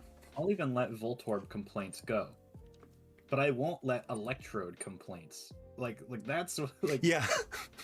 Like, are you serious? Yeah, its evolution is now it's upside down. Ugh. It has a slightly different eyes. Yeah, people were complaining because like people don't like inanimate object Pokemon for some reason. Yeah, there was basically back in the day around Gen 5, people decided that they decided they didn't want to like these things, but then like moving forward, people complained about so much more that Gen 5 complaining just like is just so hilarious to look back on. It's like you didn't know what you were talking about at all. Gen 5 complaining, it's like they don't know what's coming. Yeah. They don't know what's coming down the line. Yeah, because Gen 5 was not. I don't really have any complaints about Gen 5 that I have can none. like. Um, Honestly, I think my only complaint is no XP share or no like cross team, just because I like that, because I don't like grinding. hmm, So like for me, that's what makes it hard to go back to Gen 5 and backward. yeah, It's just like, dude, I don't have time for this. but yeah, I definitely think that Gen 5 did a great job. What am I trying to say? Like, Gen 5 to me feels like it's sort of like in the way that people talk about like Tekken 4, where like there was the first 3 Tekken games and they all played different, and then there's like the Tekken games 5, 6, and 7, and they all played like there's Tekken's 1 through 3 and Tekken's 5 through 7, and then there's Tekken 4 weirdly in the middle. And it's, I don't, this isn't a great example, but like what I'm trying to say is that like a lot of the people who do or don't like a certain thing, what am I trying to say here? It's just a weird kind of sorry, all I'm really trying to say is Gen 5 doesn't feel like modern Pokemon. I wish, like, going back to Gen 5, aside from like, you know, the fact that you know, like you play a gen and you can just like press start and access your Pokemon from somewhere or something. It's just like losing things like that, you feel it. But like Gen 5 feels kind of perfect in ways that other gens don't. And it's hard to just looking back, it's like I wish that I just did like the leap from Gen 5 to Gen 6. It feels like they were compensating. You know, honestly, I just trying to, like, my brain is in multiple places at once. It's occurred to me that Gen 5 was simultaneously trying to appeal to new players, while oof, does very good. Gen 5 was trying to do Gen 1 again, but also it feels like the most mature Pokemon game, if that makes sense. Yeah, I agree. Like they were really like they became very cognizant of their age and fan base. Yeah, and I think it might have been the reaction to Gen 5 where they realized they just had to go after a younger audience. Right.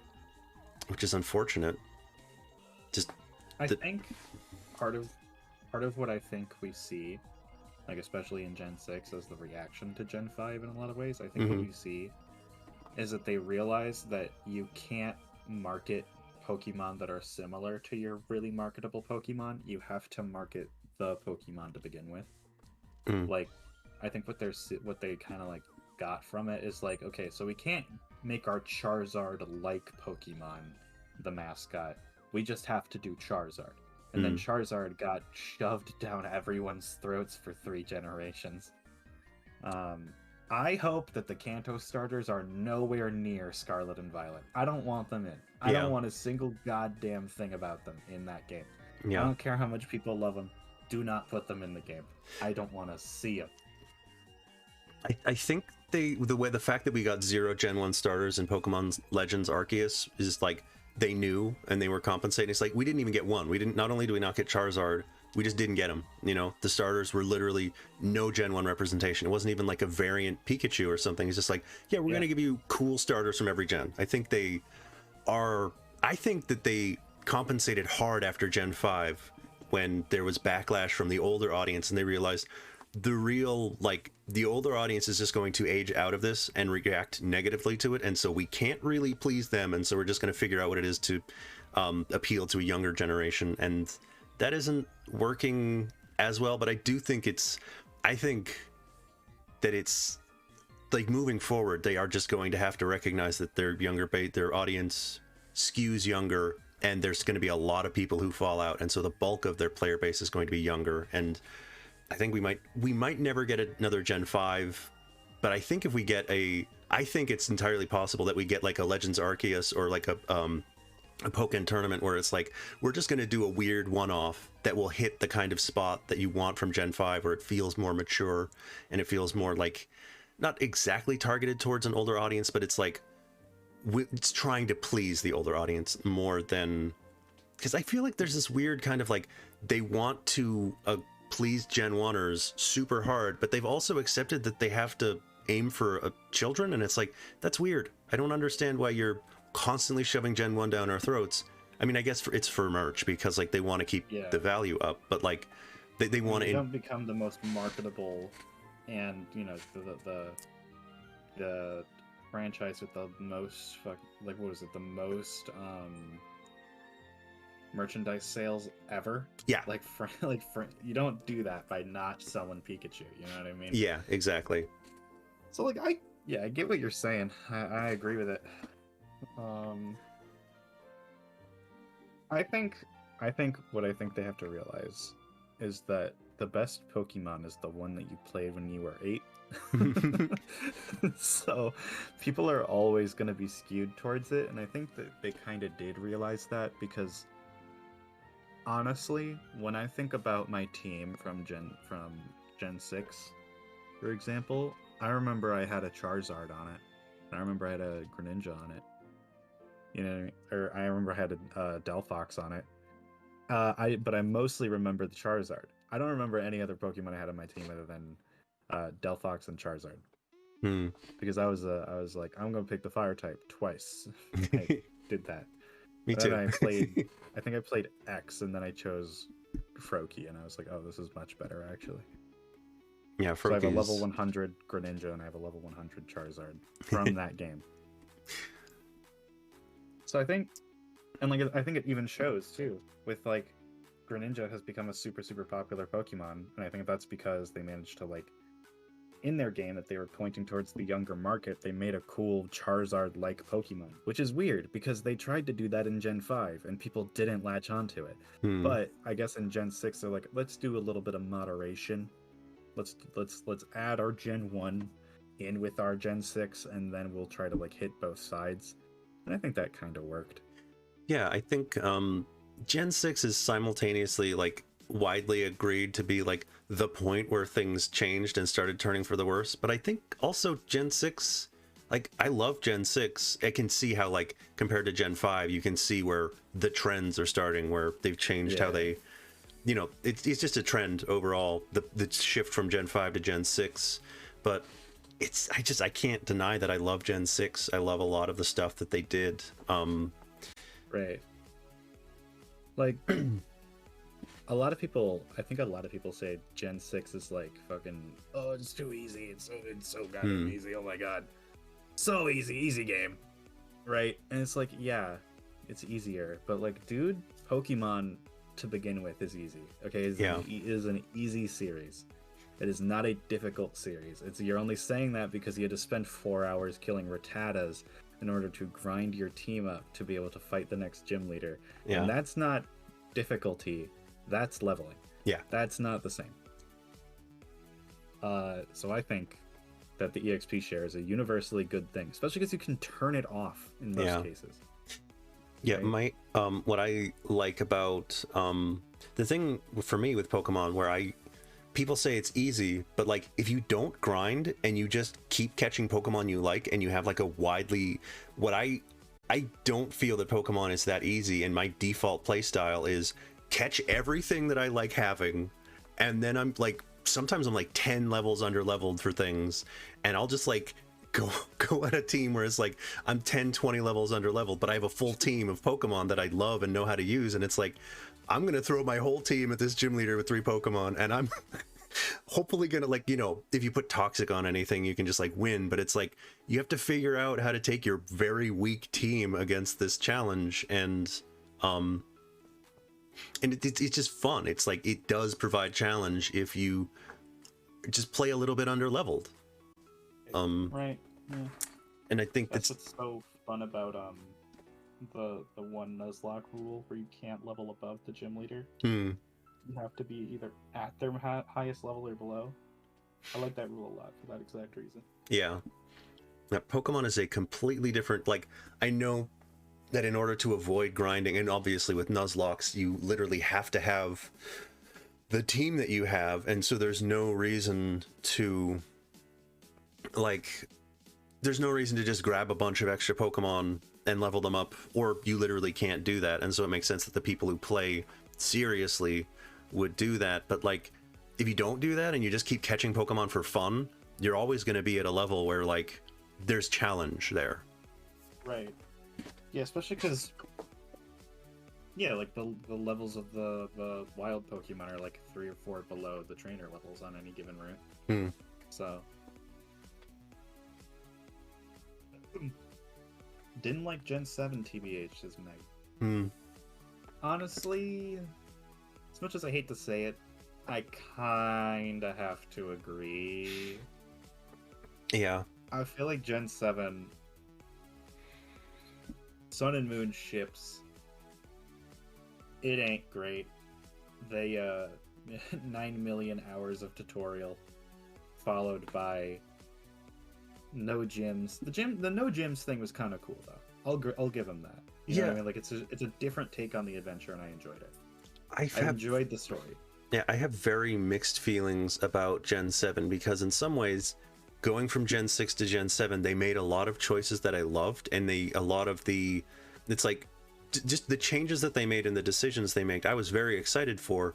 But we got Ultra Sun and Ultra Moon, which is basically the same game again, and I hated SOS battles like with a passion, and so some of my worst player experiences were in Gen 7, just like based in the way the game is. But I feel like they made a lot of good choices. I just I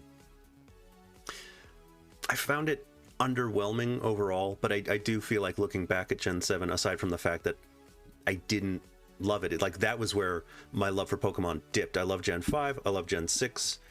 Gen 7 was where I'm like, I don't know how I feel about this. And then Gen 8 came out, and it's like, are you even like, I think for me it was like, it seems, first off, they're really trying to turn these games around all too quickly. Like RPGs have a lot of content, and they're just like trying to shove them out the door, and I think that's a bad design choice. That's a bad choice for a business model, especially for something like Pokemon. The pace of Pokemon is horrifying. They should not be doing this. Yeah, like it is not okay, the speed at which Game Freak is putting these games out. Like, you guys, like, either upsize your team, which you're not going to do because you're Game Freak and you suck. yeah. Or like put out one big project at a time. Like, honestly, I would not have minded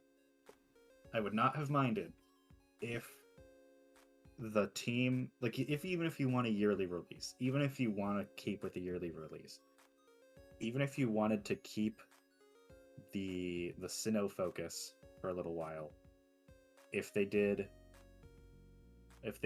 Game Freak themselves did Brilliant Diamond Shining Pearl and did not give it to Ilka, because holy shit, that went poorly. Yeah. Like, they're fine games, but they're just Diamond and Pearl. You could go play Platinum right now and have a better experience. Yeah. But I think if Game Freak themselves did Gen 4 remakes, brought it even remotely close, even a little bit, even just slightly close to how Sword and Shield looked. Like even the Sword and Shield didn't even look that good. Okay, I mean, like that, like that graphical quality with that style for the roots and everything, and then they just like shipped it like that, no changes to anything else, just brought it into the current standard, and then shipped it out. That would have been better. Then, let's say they take a year, and if the release that we would get next month is Legends Arceus, right? I think that then if they took that effort and just more so divided it evenly, we'd have 2 better products. Yeah. And we would have 2 better products because they'd be able to divide their team to making the Gen 4 remakes, which, you know, again, the outsourcing killed them, I think. And then make a really good Legends Arceus, which, by the way, was good. Yeah. I loved it, but it could be better. It could be even better still with graphical updates or a bunch of other shit as well. Then if next year we got Gen 9, I wouldn't have been mad. Completely Gen agree. 8 would have lasted a long time, like a really long time, but I don't mind. Because I don't think we necessarily need new generations as much. I agree. Especially in a game, like in a generation that's centered around a game that fully doesn't have half the Pokédex in it. You could just add more. Yeah. Yeah. Like, I don't even mind the expansion model. I think that's fine. Yeah. That it literally gives you a reason to come back to the game. So like if they kept doing DLC and then giving you free Pokemon in it, that's a great way to space things out, give yourself more development time on each gen, make it so that you can add more Pokemon to each game, and give people the same product, just more spaced out with like more value to it. I think that's a great way of doing that, and Pokemon has always been super successful, and Game Freak has always had serious issues handling the thing that they've made, and it's... Yep. And again, I think a lot of their problems are solved by hiring more staff. Yeah. But they won't do that because lol Game Freak. Yeah. Like, guys, this is the most profitable thing ever. People buy this even if they hate it. Yeah. No one learns. You can afford to upscale your staff. Yeah. And then people will buy it because they want to, not Yeah. because they're compelled to. Yeah. No, Pokemon is goofy. Here's a thought that I've been having for a little while. What if, as opposed to making Brilliant Diamond Shining Pearl at all, they added Sinnoh into Sword and Shield?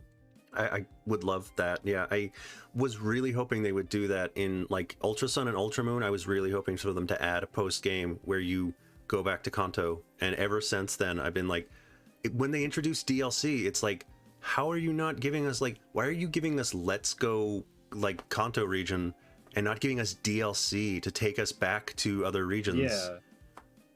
Like Gen 1 and 2 are small. You can make a DLC of that. Right. Hell, dude, throw Hoenn in. Yeah. It's mostly water. Who cares? You don't need that many textures. Yeah. Like, I know, like, this is, of course, simplifying how easy game dev is, and I get it, right? It's like, oh, it's probably a huge undertaking to basically remake the region in the new Gen 8 engine, right? 100%, I get it. And it's going to be even harder to ask for that in Gen 9. Like, just, like, significantly harder to ask for that. Because, lol, it's an open world. Yeah. Like, you can't really do that. I get it. But, man... is that not the best idea for DLC? Like, come on. Yeah, I've been what I would love because ever since Black 2 and White 2, like the idea for, and actually Gen 1 and Gen 2, the idea for direct sequels has been around forever, and like you can totally either take the same game and make a sequel to it, or take the same area and revisit it, and like it's got it. Like, obviously updating things takes work, but there's no way that it takes more work to make compared to making something completely new and updating it. Taking an old thing and then updating it, especially for something smaller, like if it's DLC, like the idea that you can give us like Gen 9 or Gen 10 and give us a region like Gen 1, 2, or 3 as a DLC, like it's a smaller area that we would get through faster, in the same way that you breeze through Kanto in Gen 2. Like, if you give us a DLC of it, we wouldn't even care if you move through it faster and like it feels, I don't know, like a lighter experience. If you let us go to Hoenn region again and it doesn't feel like a full game the way that Gen 3 does, if it's DLC, you're not really going to care. You're just going to want the region and the Pokemon and the new experiences, and I want that. I know a lot of people want that. That's the weird thing about Pokemon. They're, especially with the Gen 4 remake, I know that like they have people waiting for a product that they're either not willing to deliver or just don't care if they deliver it successfully. Right. It's very weird. Very. All right, I'll be right back. I have to use the restroom briefly. No problem. See you in a second. All right. Had a thought and then I completely lost the thought. Let me try to remember the thing that I was going to say. Oh yeah, thank you, PK. I've been having a problem with my redeems just on this stream, and I don't know why. I'm gonna have to sign out of Twitch and sign back in after stream. See if that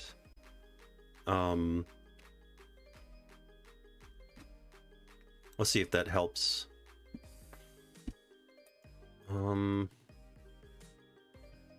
Thank you for mentioning. Yeah, I don't know what that tech issue is, but there's always tech issues.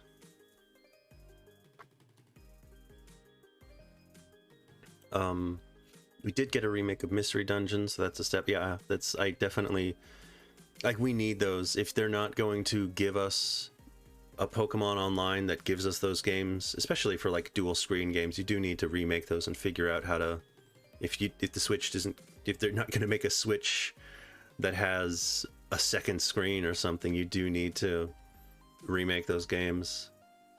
But yeah, I agree. I think what I was going to say, the the Gen 4 remakes are such a disappointment in so many ways. Because what I was here's what I was going to say. Pokemon has this weird issue where, you know, it's super successful, but it's mostly successful in the merchandising. I would love to see Poke Park on the Switch. I would love that.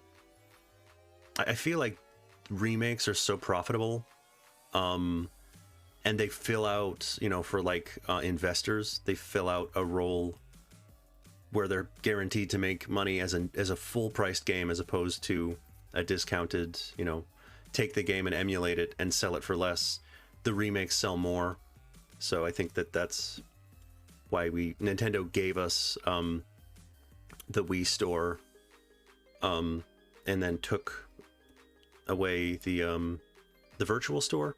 The reason why we don't have that is because remakes are just more profitable. Any game that's worth putting on a store, for the most part, is worth selling, and I think that's the issue that we're having to deal with Nintendo. But Pokemon games are not the main source of revenue for Pokemon. It's mostly their merchandising that makes them super, super profitable. And my argument against that, my frustration with that, is it's because Pokemon is the most successful RPG franchise of all time. But on a list of best RPGs ever, I don't think I'd put a single Pokemon game on there. Like, there's no Pokemon game, like, probably Gen 5 is close. I would say if you count Gen 5, Black 1, White 1, Black 2, White 2 as a single game experience, I'd say that's one of the best RPGs of all time. I'd put that on there. I think that's fair to say, because it's a direct sequel. So if you say that, I think that's fair. That's an amazing experience. I think that's one of the best RPGs of all time. If you count Gen 5 as a single RPG experience, that's one of the best of all time. But Pokemon largely has been okay. You know, there isn't a like, Undertale came out of, it's like, here's Undertale, and everyone just, you know, falls in love with it. Or it's like, here's Chrono Trigger, and here's like Dragon Quest, and you can look at the bunch and just, you know, I feel like Pokemon games are largely the same experience, and none of them are like phenomenal. The Gen 4 remakes are good. Gen 5 is great, but largely it's just like, did they hit the mark? It's not like Pokemon is not hitting the highest heights. Pokemon is trying to make the same experience, trying to give you good enough of the same game now with Gen 9, and now Gen 9 has like multiplayer, and it seems like they're really trying to mix up the formula, which I very much appreciate. But it's largely been the same experience, and I feel like the fact that Pokemon games don't sell the way that, like, you know, that they don't make money the way the merchandise was. I think they totally could if Pokemon was just better. Like, a Pokemon MMO would do amazingly. Pokken Tournament I think was great, but at the same time, like, fighting games aren't that lucrative, so it's a little weird that Pokemon wanted to branch out and like chose, let's like, oh, here, how do we make Pokemon sell more? Oh, naturally a fighting game. Like, that's weird. If especially because they didn't make it like Pokemon but Smash. They decided to enlist Bandai Namco and make a weird fighting game that doesn't play like any fighting game. That was not going to succeed for them financially, although it was an arcade thing first that they ported, so that doesn't really count anyway. But Pokemon can absolutely make more money than God in terms of video games as well. There's no reason why Pokemon can't be Assassin's Creed or bigger or better, if they just followed that model where, like, instead of pumping games out really quickly, they had a bunch of, like Pinch said, upscale their studios. I'd say have multiple people making multiple games simultaneously, and each generation is like, you plan out the games that you have for, let's say, Gen 9. If you have a yearly installment, you have they gave us a new Snap, so I would say probably the next thing to do that they haven't done in forever would be like a Pokemon Stadium or Coliseum like game that would have maybe like better online functionality and let you play. I was saying before, like, I'm worried that they might make something like Pokemon Showdown, and then Pokemon Showdown would be forced to be shut down, because that's kind of how Nintendo and Pokemon operate. But I feel like something like Pokemon Coliseum, you know, something that has more online functionality, because there's multiplayer, but like having just imagine if you took Pokemon Coliseum and you made it functional in a way where you can play with people online. I don't know what that is, but like, they can make that game. They can bring back Pokemon Coliseum, and then give us a couple other extra games, and just, that's what Gen 9 is. That's what's on the plate. Games they haven't given us for a while that we've been waiting for.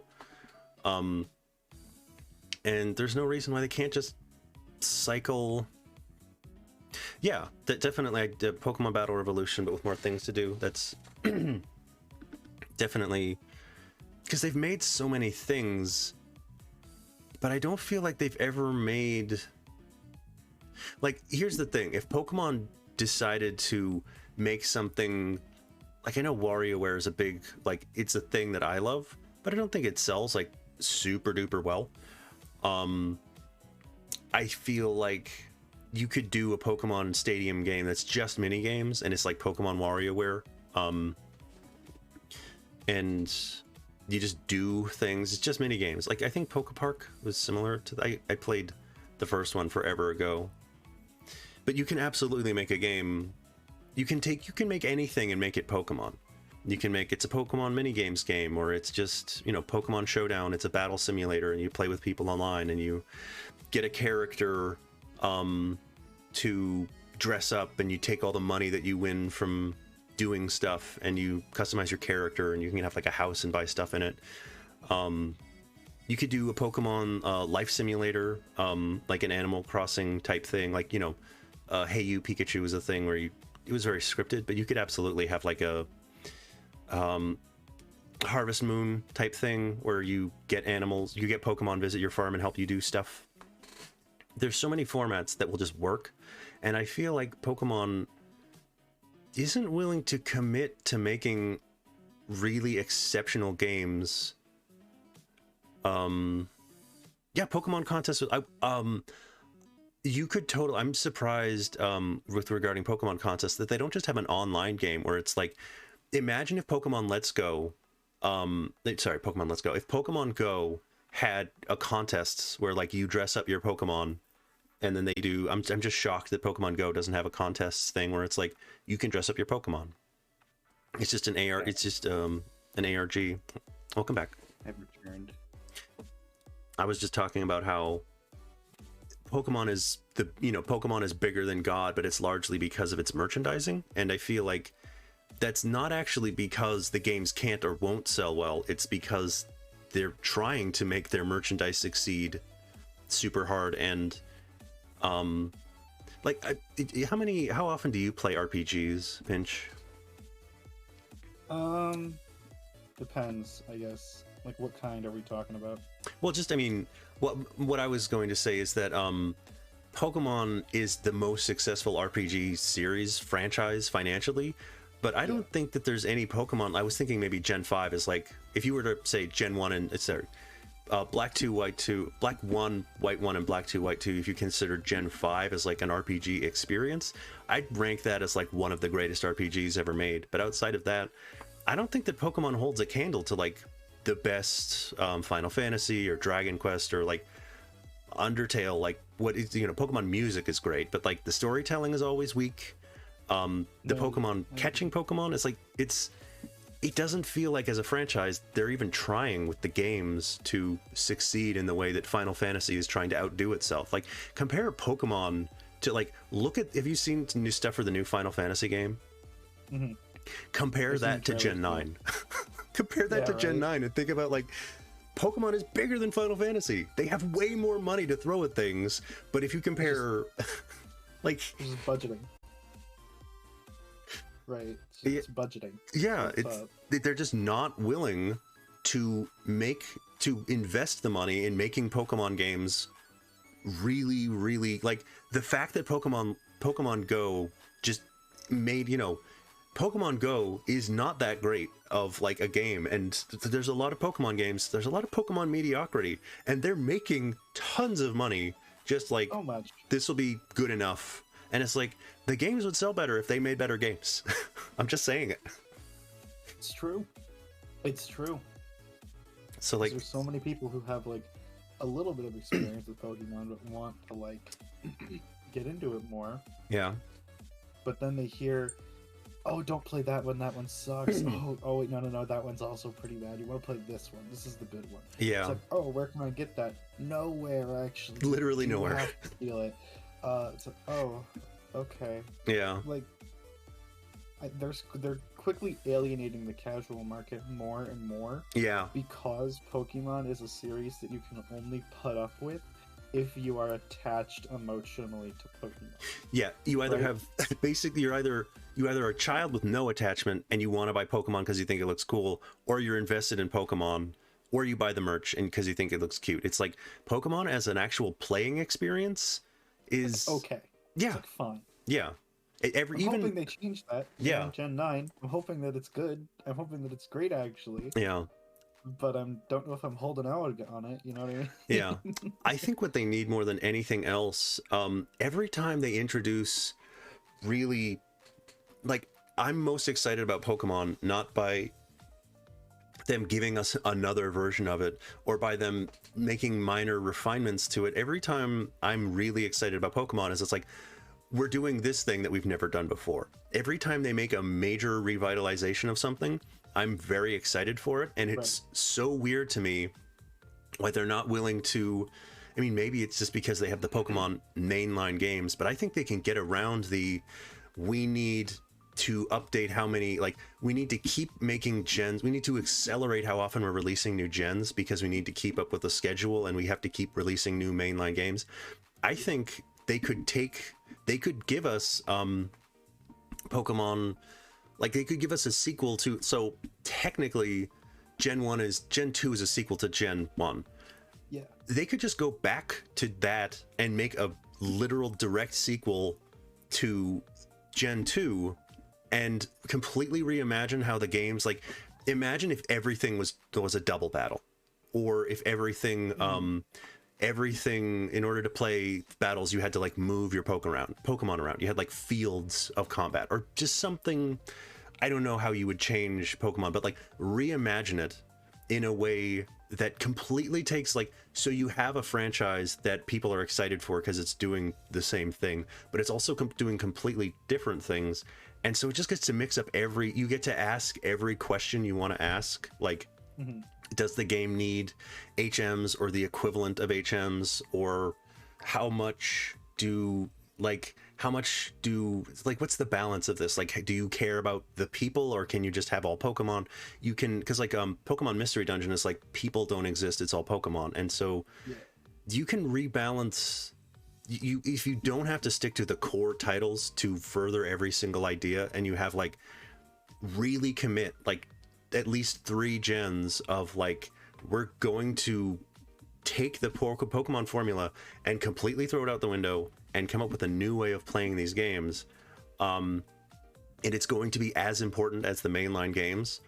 They could answer so many questions and give us so many new things that, like, it's, if they really cared about, if they ever actually weren't just printing money because Pokemon is Pokemon, they could do something like that, and I'd be a much happier person consuming their product if they were really willing to ask themselves, like, what aren't we doing? What could we be doing? Let's make something like that. Honestly, I would be happy if they just decided to not... Like, I agree with what you're saying. I think that's really good. But honestly, I'd be fine. Like, their bare minimum, or like what they could do to have me like, oh my god, is if they just stopped taking things out. Yes, absolutely. Let me keep Mega Evolving. Yes. Let me keep using Z moves. Let me keep Dynamaxing. And let me keep doing this, whatever this fucking crystal thing is, right? Yeah. Let me do all that stupid shit. It's cool. Yeah. You know what I mean? Even if you have to like make it like you can have one Z move per battle, or you can have one Z move or Dynamax per battle, or you can have one Mega Evolve or Dynamax per battle, and then it's like you can only have a Z move or a crystallizing thing. You can only do that once per. If they like hide them to each other, so it's like you only do this or that and this and that. So even if it was like that's how they had to balance it, let me do it. Yeah. That's all I want. I had an idea for how you could balance things like that in minor, in a micro sense, where like you can do anything you want in a gym battle, and like, you know, out in the world maybe you can't Mega Evolve, especially in like, let's say you fight some trainers in a town and you can't Mega Evolve, whatever, that kind of makes sense. Or like you can't use Z moves because they literally blow stuff up. That makes sense. Or like I can get not Dynamaxing because like, hey, we're inside, bro. Yeah. Come on. Yeah.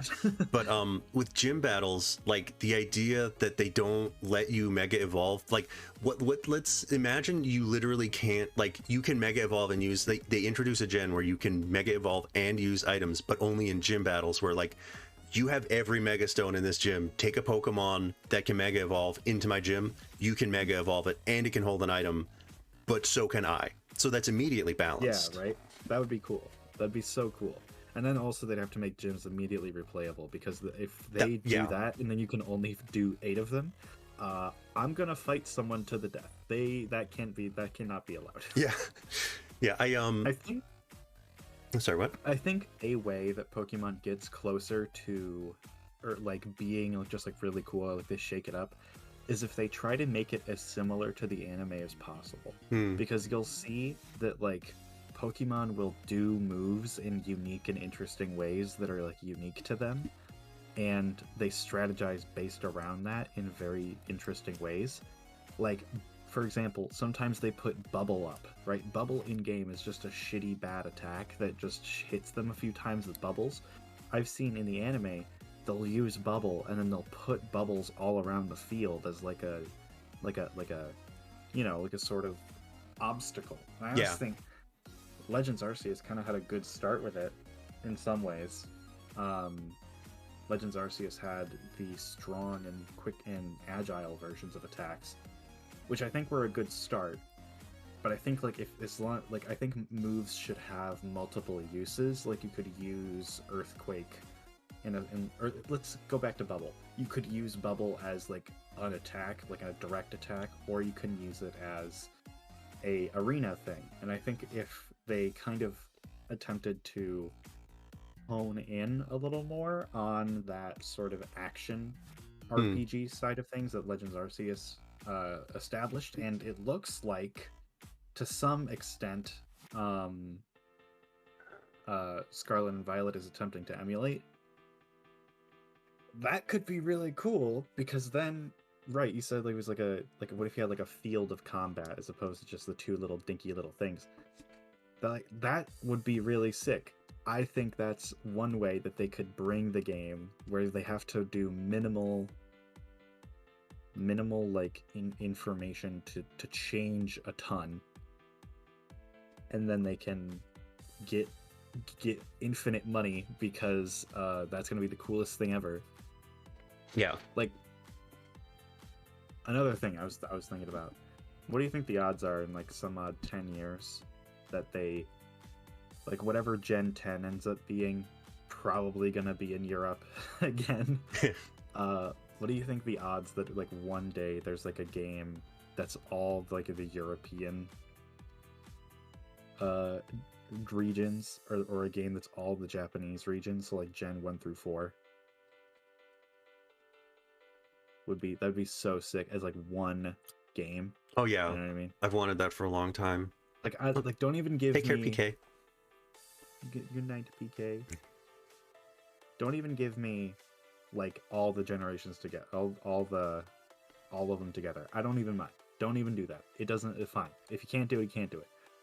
But I think it would be really cool to have games that are all the Japanese gens. So, right, Kanto, Johto, Sinnoh, Hoenn. And that's all like one chunk of mass. One land mass that's like confirmed to be kind of near where Japan is. Then we get an Alola and Unova game. So like the American ones. Then we get a Europe one, which is, you know, Kalos, Galar, and Paldea together. I think that'd be so sick. I think that would, like, release that, dude. Take my money.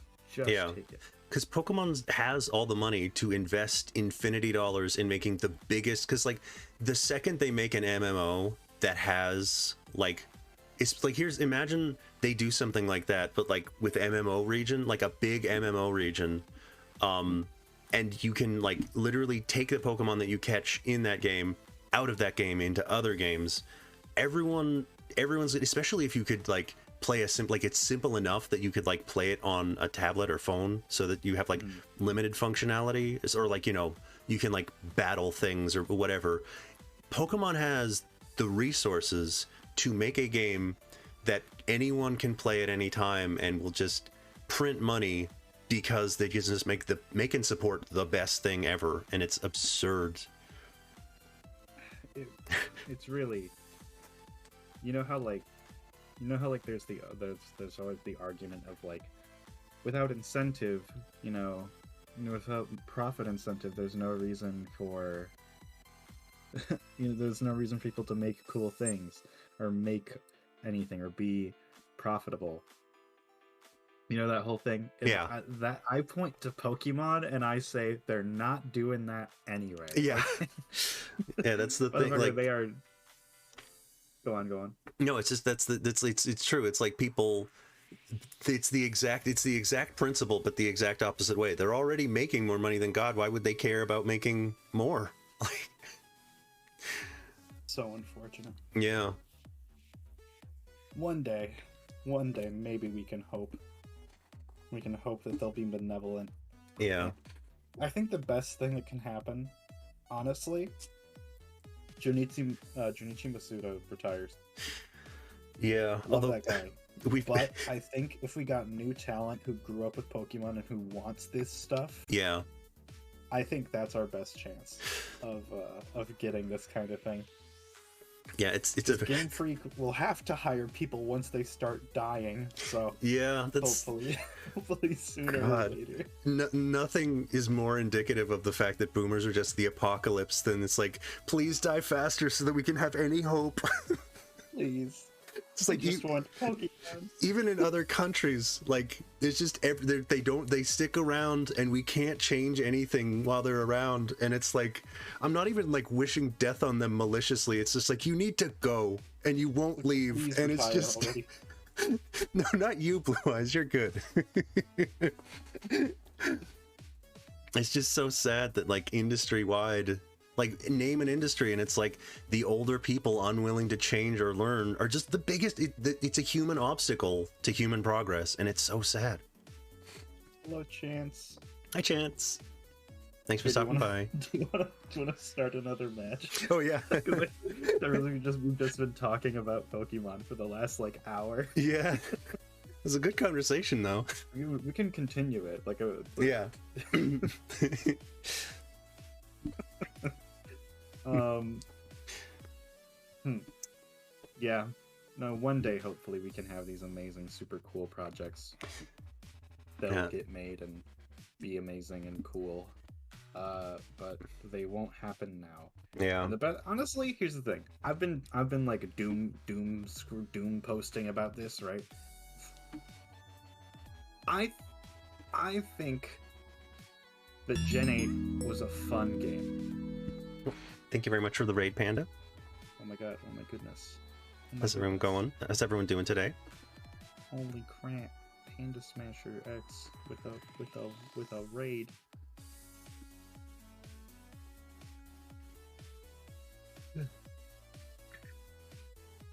Well, thank you, Blue Eyes.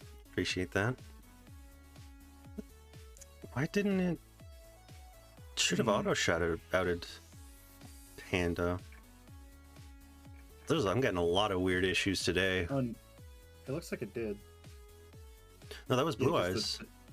No, but then there was another one. There's the Twitch shoutout was given. Oh. Like the / shoutout thing just got happened. Maybe that was from my Ah. bot.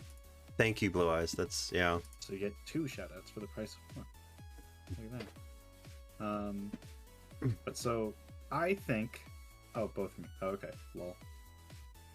I think I am of the opinion that Gen 8 were fun games with good Pokemon in a good region, and the DLCs were also pretty good. Admittedly, good by Pokemon standards. Yeah. So, like, okay, it's like a fine enough game. Yeah. But I put a good amount of time in there, and I almost finished a Galar Living. I think I did finish a Galar Living Dex. Without, or maybe just like missing one thing. I enjoyed my time with it, so if they can make a game that is as good as Sword and Shield, if not a little better, and it looks like it already is going to be a little better because it's going to be doing what Sword and Shield was trying to do, but better, then I'm fine. And frankly, I'm going to enjoy my time, I'm going to play it on stream, and I'm going to say the things I think about it, and hopefully they're good things. Yeah.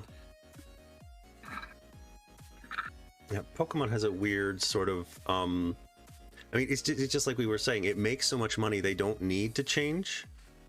And that's the regrettable thing about it, that like, we're simultaneously content and discontent, where it's like, we've been dealing with so many, like, why is it like this? Why does it continue to be like this? But also it's good enough that, like, you know, you kind of don't want to. It's like they aren't going to spend more money when they're making enough money. They're not going to change things. Like I was, I forget who I was talking to, but someone mentioned that the reason why Gen 7 was so different with like the gyms and everything was because Yokai Watch was threatening them financially because they weren't making as much money as they were expecting to. At Japan, it was just Yokai Watch was taking over, and so they literally immediately pivoted to making things different because Yokai Watch was threatening them in a way that they hadn't been threatened before. And it's like, that's it. That's why we they just have to make more creature catching games. We have to... Yeah. Here's the thing though. Call me a loser, call me weird.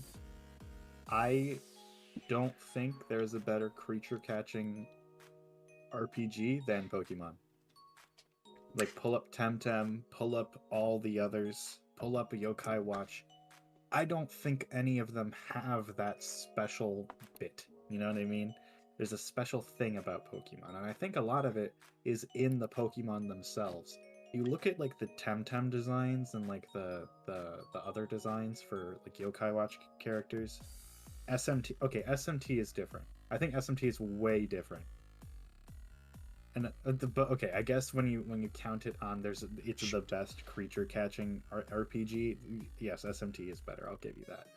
I'll 100% give you that on the basis that SMT are just really good games.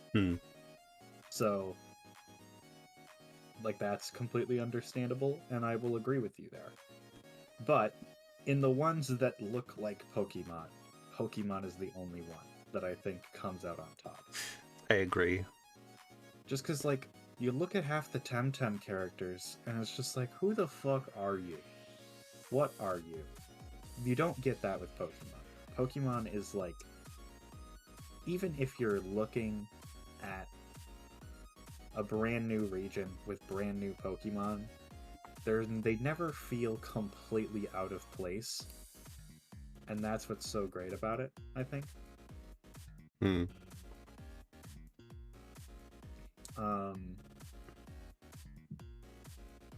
Like, this isn't to say like, oh, like if you like Yokai Watch, if you like Temtem, like you have bad. That's not what I'm trying to get at. I just think it's like a different thing that I think making a creature catcher, you kind of have to recognize that, like, unless you are willing to put so much R&D and so much money into character design, like, you're not gonna beat them out. You're never gonna make something more iconic than the least iconic Pokemon. You know what I mean? Bad read It's there. It's all about how they it's all about how they design everything. There's Yeah. so much care. Like, look at any Galar Pokemon. And forgetting about the hit game Monster Rancher. Like, any Galar Pokemon. I'm gonna look up Galar Pokemon. I'm just gonna go find one real quick. I do Just gonna agree scroll that to a random point on Cerebi. Pokemon. That's awesome. That's not. Okay, go on. I agree with what you're saying, that Pokemon, everyone is trying to play catch up, but I still feel at the time, like, I think the reason why Pokemon is so successful is because what matters most about these games, whether it's like Pokemon or Digimon or Temtem, what matters most, like, the gameplay matters, but the real reason you stay hooked is the creatures themselves. Yeah. And that's why I've gotten deeper and deeper into learning how Pokemon works and getting better at playing Pokemon, literally just because I love the creatures. Yeah. No, 100%. But, like, okay, let's look at any given random Pokemon here. Sandaconda belongs in Galar because it is a shotgun. And there's some shit about how it's like, oh, like, you know, some shit was invented in England and there's a shotgun snake now. Okay, cool. Yeah. Or, oh, Colossal. One of my favorite examples. One of England's biggest exports for a long time was coal, and then they made a Pokemon about it. That's fucking cool. Like, thank you. Thank you, game, for having Pokemon that actually fit the region. That's what always gets me. That's what I'm always super, super happy about, is seeing how areas of the world are represented in, like, creature form. Or like a Yamper, because, you know, the queen had a bunch of corgis. And it's fucking cool. It's just a cool shit, and I like it. And that's what gets me going with Pokemon these days. Yeah, they definitely, let me go back. They are, what matters most about Pokemon as a franchise, they do better than anyone else, in my opinion. This is not good for me. That I can't help but feel that,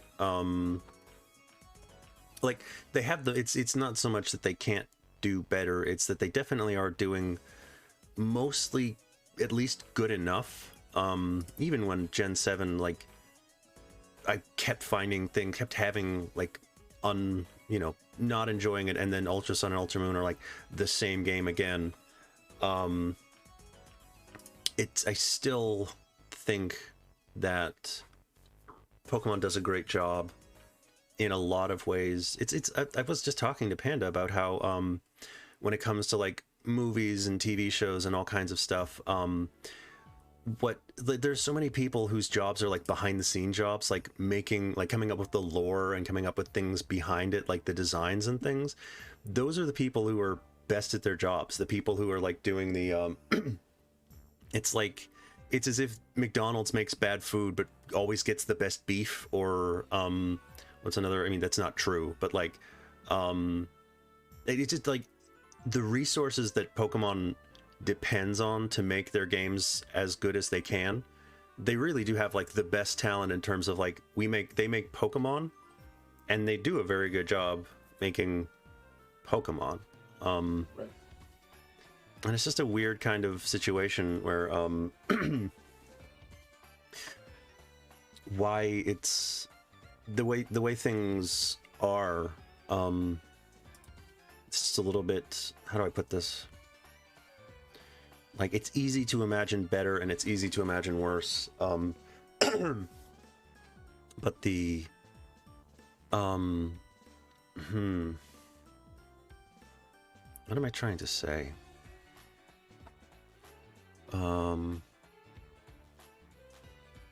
Oof. Not in a great spot here.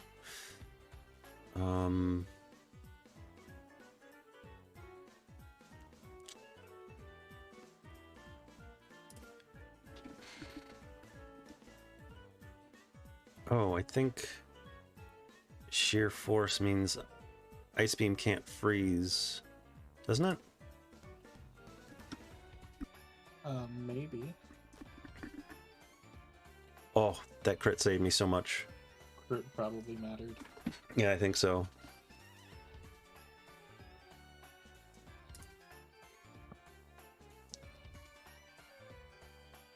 Apparently Tentacruel... I always think of Tentacruel as not being fast.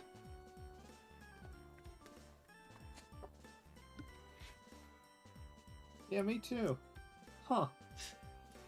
I'm looking at the stats right now. I'm like, I just outsped a Nidoking, which is quite surprising to me. yeah. But yeah, I also love the recent trend in Pokemon being willing to address, like, you know, literally they made a Pokemon, Corsola, that deals with like how the coral reefs are dying and Climate change. Kaparasha and things like that. It's like Pokemon has always leaned towards like literally they just have universal healthcare in those worlds, and like they talk about maintaining a balance between Pokemon and people, and it's always like, even though it's a super multi-billion-dollar franchise, it's always been, I mean, it's for kids, and it's just been like it's just been less like brutal and harsh and more, I guess, more conscientious. It is interesting how when you kind of think about like the politics of Pokemon, like in a lot of ways, Pokemon is an ideal world. Yeah. Where like the worst thing that happens is people like steal stuff or Yeah. try to blow things up occasionally, right? It's like, but through that they've managed to make literature regarding like what a utopia could be. Yeah. And what specific aspects that could theoretically be like realized in real life are there. Like, again, they have universal healthcare. That's one thing. And you can get a job as an athlete, essentially. We're gonna call it that. We're gonna call Pokemon training an athlete, or an athletic activity, let's say. And that's just like a thing that you can do very reliably, actually. It's just weird. Just interesting how Pokemon works as a political idea. Yeah. That's the other thing that makes me wish that Pokemon would make a more conventional story, like a more JRPG kind of game. I don't know exactly how you would do that, because Pokemon definitely shies away from like making things. I would absolutely love a world. I have two ideas for Pokemon games. One is just it's literally just Pokemon but Iron Chef, and like you have Pokemon that you train, but in a world where you know, in the world of Pokemon, it's basically become increasingly true that the only animals are Pokemon. So you would both, there would be Pokemon judges, like you'd have a Snorlax who just has like a bow tie or something, and you would also cook and serve Pokemon, but you'd have Pokemon partners who help you, and it would be very like tongue-in-cheek. It would be like Iron Chef but with Pokemon. And I think it'd be super fun, but they'd never make something like that because you'd have to show, not only would you have to show dead Pokemon, you'd like show like yourself preparing and serving Yeah, like, Pokemon what a is, little like, bit. the inside of a Magikarp look like? It's Yeah. like, I don't know if I want to see that. Yeah, you'd be like shelling a Shelter or something. You'd have to do it in a cartoony way where it's not like gross. I kind of would want it to be, like, in some ways I would want it to be gross just because that's like fucked up, like kind of goofy. And there's they could do like the type matchup thing for like flavors. Yeah. You have to balance out the spice of fire types using the cool greens of like a grass type. Yeah. So every dish ends up being like 8 different Pokemon at once. Yeah. On the basis of like the spices being grass type. Yeah. That's kind of horrifying, actually. Yeah, it is. It's upsetting, but like that's the kind of the issue there. That's like it's addressing is that like Pokemon is about making Pokemon fight. So like in a world where they've decided all creatures are Pokemon, you have to eat. And I think You have to eat. obvious like the reason that it's less upsetting is Pokemon just have to eat Pokemon. It just like wild animals have to eat wild animals. There must be like it's also addressed in the Pokedex that Pokemon eat Pokemon. So like Yeah. making that into Iron Chef and sort of just a little bit lampshading the fact that like, you know, they're dead, and you're cooking them and making it more humorous and playful. I think like Pokemon is never willing to address that angle, but I feel like that'd be a really fun and funny game. Where did we get the sausage and Galar from? Yeah. Probably like a good few animals. There's probably at least some double in there. Gotta be some what else they got in maybe some Copper what else they got in there? So, hello Rex, thanks for stopping by. Yeah, Not a lot of, like, sorry, what? but there's not a lot of like Galarian livestock animals. It's just kind of Yeah. But the Kalos region absolutely has livestock. Like clearly Yeah. they raise sheep.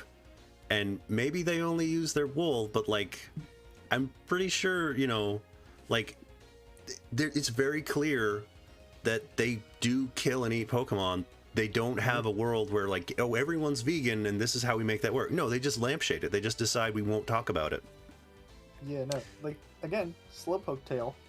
Mhm. They literally, there's a whole event in Gen 2 with the Slowpoke well. They're like, hey yo, Team Rocket's fucking cutting off their tails to sell them as Yeah. a delicacy, as food. Yeah. And it's just like, oh, yeah, yeah, that's fucked. Yeah, Yeah. that's just a thing. Or like they explicitly state that several different Pokemon, like here, Pokedex entries about eating Pokemon. That's why. Thank you, Google search.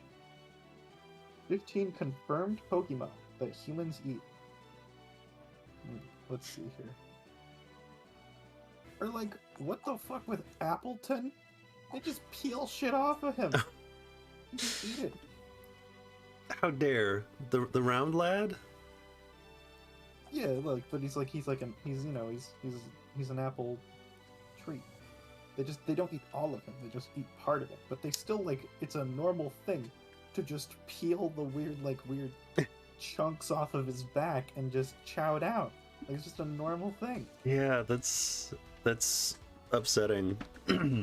We're confirmed to eat Kingler. Like there's a curry dish in Gen 8 that just has like Kingler's like head spikes and a claw. So like that's probably about probably normal. Barrascuda apparently is tasty, they say. Gabite apparently is a Pokemon that people eat. Gabite? Oh no. How the fuck do they eat Gabite? Gabite scales can be ground up and used in medicinal powders. Hmm. That's not food, that's medicine. That Yeah. counts, though. I'll give it that. Slowpoke, yeah, people eat Slowpoke. People eat Chansey! Oh, it's the eggs. Okay, that's fair. People eat, yeah, Farfetch'd is a Pokemon that is explicitly a delicacy. Yeah. Like just a delicious duck when cooked alongside its leek. Oh. Yeah, Pokemon doesn't want you to think about stuff like that, but like they do literally talk about it. Like they removed the Yeah. like the tower and the Pokemon tower and the mentions of death and stuff, but like it exists, and it's clearly that they're not willing to make games based around that content because they know who they want to market to. Well, just Cherubi is just a cherry. People eat Cherubi. I recall. Yeah, no, it's always a little goofy how they decided to do that. Yeah, But I get it. I It's feel fine. like, I mean, for me, it's either like it's more, it's a dream that I want to make a reality, especially because like I can make a very small budget game and then see where that goes. I have a game that's like largely just writing, and like I could make it's basically a dating game where you don't date anyone. It's a game where you play as a witch who's going off to college who needs a cat to ride on her broom. And that's a largely Just like interviewing cats. yeah, well, just like I mean, it's kind of like you can kind of talk to them, but like also kind of not. You just sort of like make a relationship with the cat through the world around you, and you choose the cat that you want to take to college. And it's a simple game that I could make on a small budget and basically using nothing, and then see if I want to actually take the time to make games, because I do, but like I know that that's not easy. Yeah. But like I have Pokemon, I have ideas for things that if Pokemon doesn't ever make that product, I guess I could. So like either This way. is true. So I've noticed, I'm going back a little bit just because I'm on this. Mm. It looks like most Pokemon that they like will actually acknowledge people eating are fish or crabs, or occasionally birds. Like here, going through Kingler, Barraskewda, Slowpoke's more like just a beast. The Locks on Land, Sharpedo, Crabrawler, Basculin, Seadra, Clauncher, and Crawdon. Half of these have like claws that like like people eat crab claws, or like this, like that's a fish. Basculin's a fish. That's like you gut fit. So they are mostly pescatarian. Yeah, they just like they say they're pescatarian, I guess. Fuck your Basculin, hun. We're eating him. We're But- eating him this evening. Even more than that, that just like if you think about that for an instant, it just means that they've decided which Pokemon are worthy of life and which ones deserve to die. Yeah, right. Or maybe it's like a population thing. Because I know there's a lot of Basculin. There's a lot of Magikarp. Yeah. Like is it like the ones that are most common that they'll eat? Potentially. Like, I think it might guess that also makes sense. they When could all animals are capable of sentience, apparently, yeah. You kind of have to choose which ones are more rare. Well, Japan definitely eats more seafood than other countries, so it might be that the representation is less indicative of like world building and more just like indicative of Japan's typical diet. That's also probably at least a little true, yeah. Like, I mean, they got like, because well, that's the thing though. They even say like sometimes like Farfetch'd is now rare because they ate so much of them. So maybe that's not it. It's probably just the type of thing that we're not supposed to think about. Yeah. And they're like, please don't.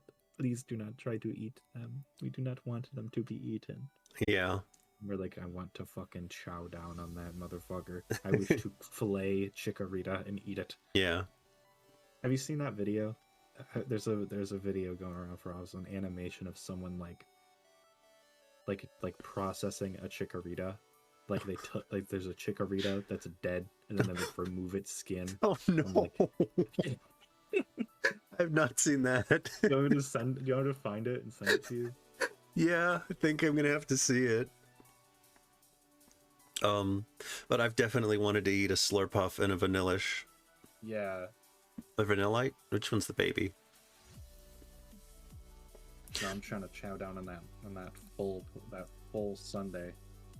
True, it does come with the little they don't serve them in America, but whenever they serve ice cream in like not America, it comes with a little stick, and it's like every time I see them do that, it's like, why do I have to live in this country? Why can't Americans have nice things? What is that? Wait, hold on. Let me. That's like a. Oh, here I think is the full video. That's just a guy on TikTok re-uploading something here. I think this is the full video.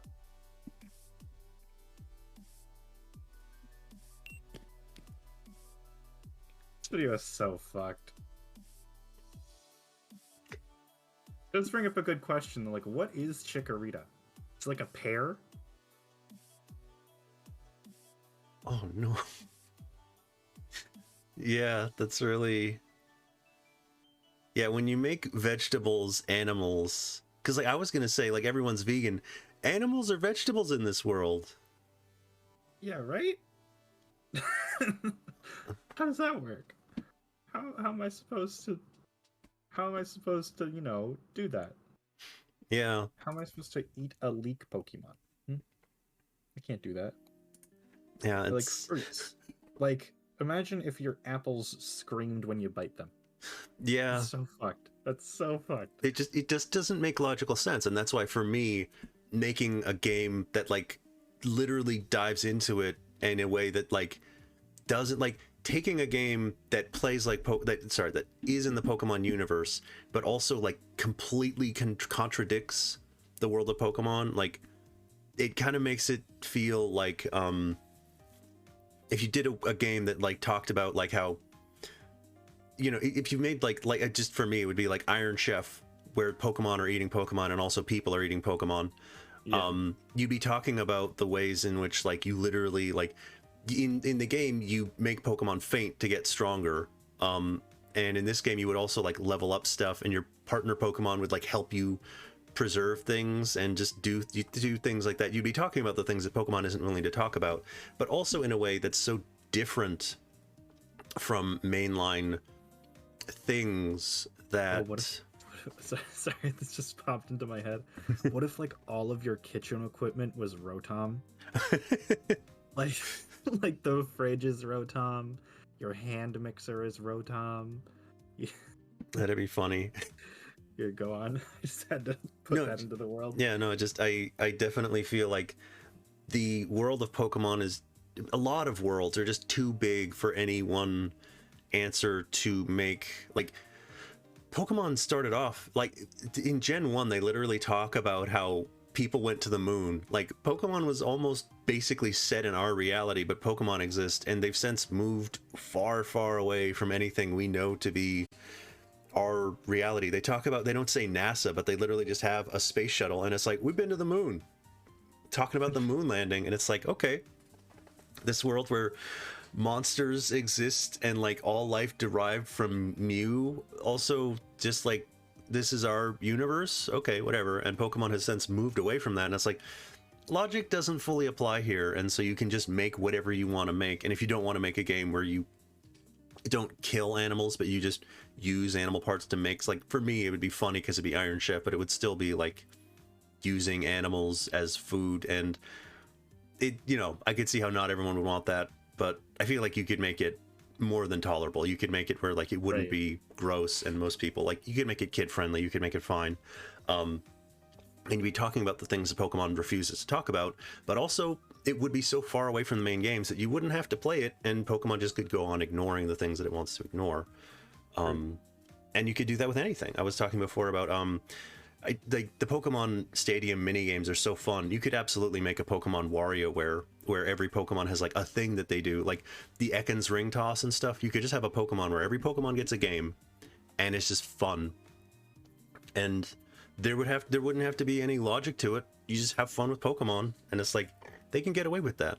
They can they can make anything they want. Truly anything. Yeah. I want more goofy stuff or like cool stuff from Pokemon. Yeah. Like Pokemon Conquest, for example. That's cool. Yeah. I get another one of those, maybe? Yeah, I don't understand their, because it feels like they were more willing to try weird things in the past, and it's like Gen 8 on the Switch sold really well, so it's like, why are you like, if Pokemon's going to sell better on the Switch than it will on handhelds, do weird stuff, it'll sell better. Right. Like, don't put out Pokemon Cafe Mix. Put out, you know, I guess, you know, they remastered Mystery Dungeon. Yeah. Or whatever. They re-released Mystery Dungeon. It's like, oh, that's one thing. But, like, just give me weird stuff. Yeah. Like Rangers is weird. Conquest is weird. I do like that they're, like, trying to very clearly now flesh out what the world of Pokemon is. Like, that's cool to me. Particularly in the sense of, like now with Legends, we have like a definitive point in time that isn't just vaguely the present. Like, that's really nice. Or like in the last 30 years, we have a point that is 100 years back, and that's more than we've gotten ever. So we now know more things about the Pokemon timeline, and that's good. That's huge. I like that. I want Pokemon lore. Damn it. What do you think about the yeah, Pokemon do come from the moon sometimes. Like, there's Clefairy. Yeah.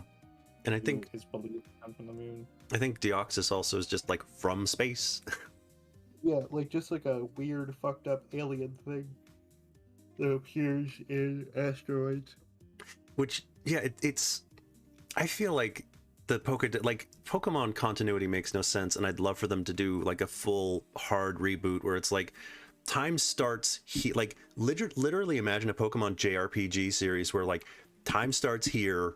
Arceus is the god of this universe. We watch Arceus create the universe, and we see like Pokemon gods fighting amongst themselves, and like whatever happens, and it's just the most JRPG Pokemon thing. And you have like it would be like Kingdom Hearts or like the Final Fantasy VII game, kind of, where it's like, you know, live action combat, turn-based stuff where you have a party and you're just fighting literal Pokemon gods and stuff. And I don't, maybe you don't have to kill them, maybe you don't use a sword, but however you want to do that. Like, if they explored the actual history in a solid way with like interesting, well-formed characters, and like it's not just watching Pokemon do stuff, I think that'd be a lot more fun.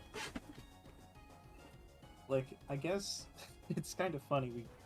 In some ways, we've looped back to what we were saying earlier about how like Pokemon is a series that kind of needs to grow up a little, because we can have all these cool, like, more quote unquote adult ideas as to what should go down in the Pokemon universe. So we've kind of like looped around a little bit, but like you were saying, like you think Porygon is an affront to Arceus and it's basically a human-made computer program?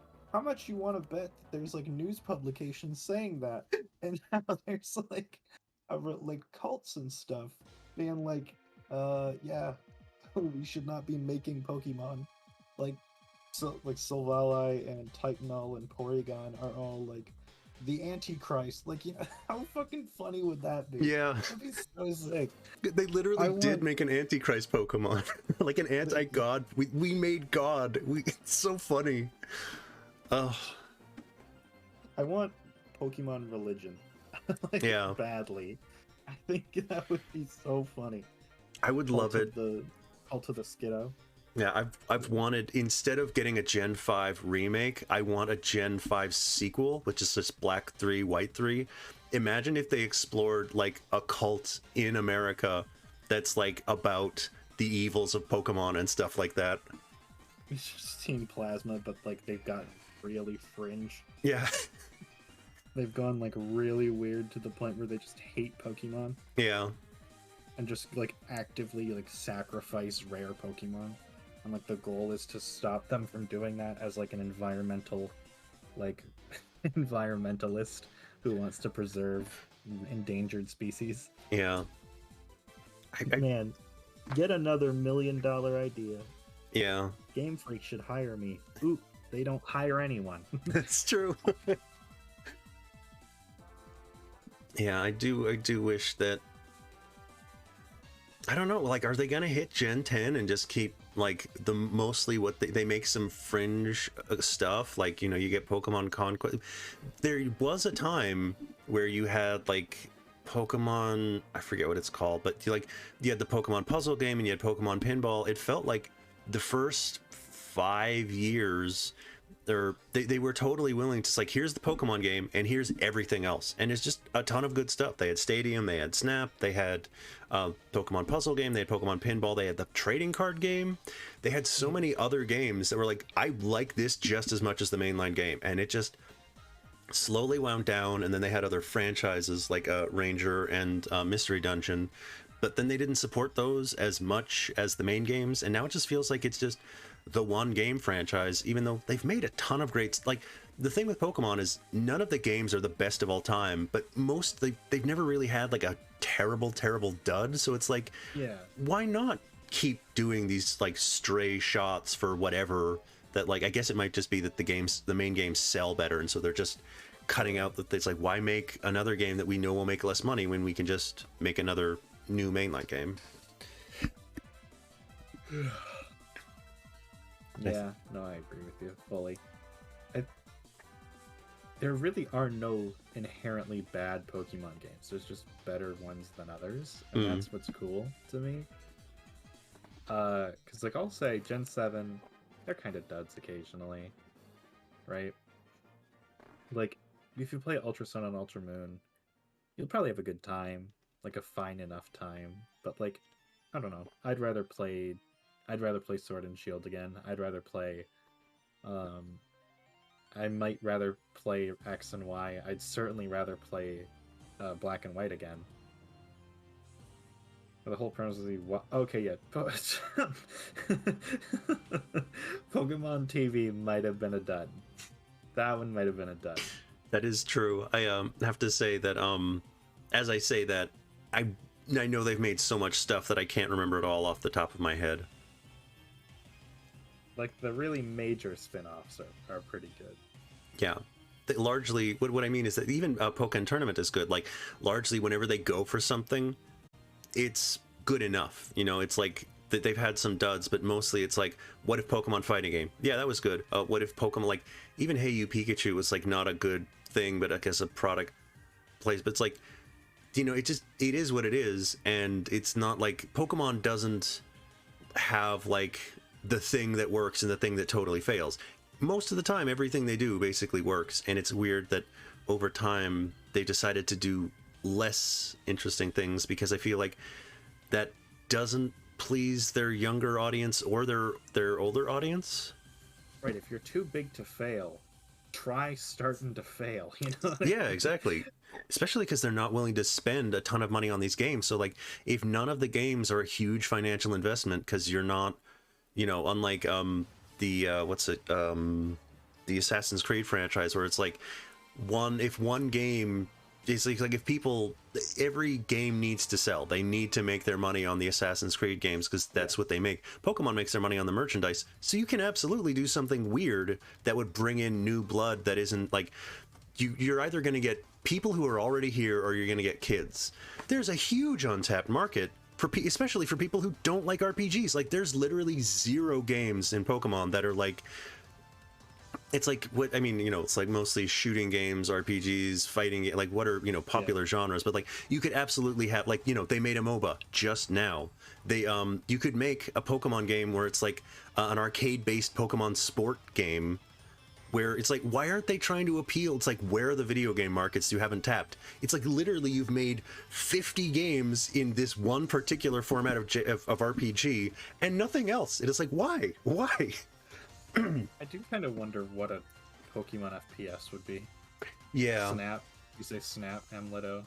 Yeah, that's fair. That's fair. Yeah, that does. Honestly, thinking about that like that is very funny.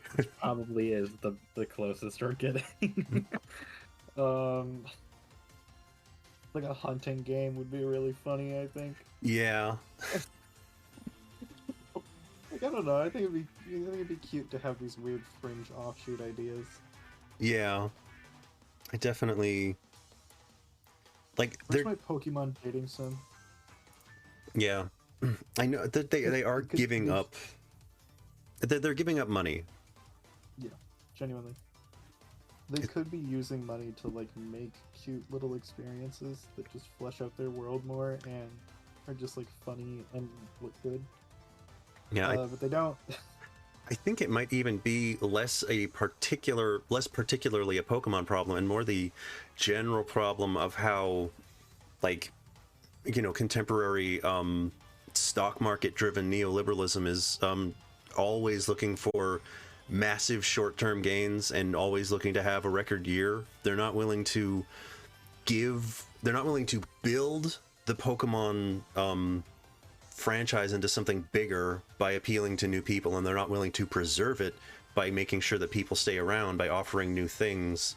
If you look at that as like not particularly a Pokemon problem and just like how every franchise is kind of going, Pokemon does fit that mold of like like I can see a lot of things that I think that Gen 9 and Gen 8 and Gen 9 to me, while shaky, are indicative of like the health of the franchise, having like bounced back from like Gen 6 and 7 and 8 looked shaky, but it looks like they're bouncing back with Gen 9, at least, I'm presuming that, because that looks Yeah. like It Arceus. looks pretty good. Yeah, it looks like they had a dip and they're bouncing back from that. But to me, it seems very much like they're going to deal with it. But it's just weird to me how they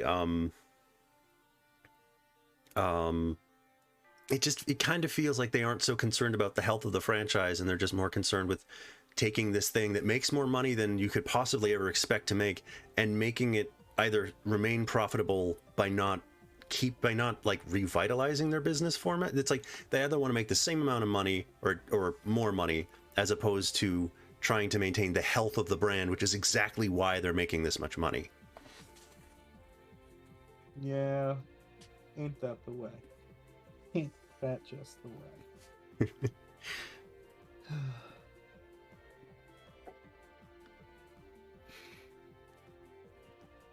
Regardless, though, I enjoy this series. Me too. I'm probably gonna have a good time with Violet.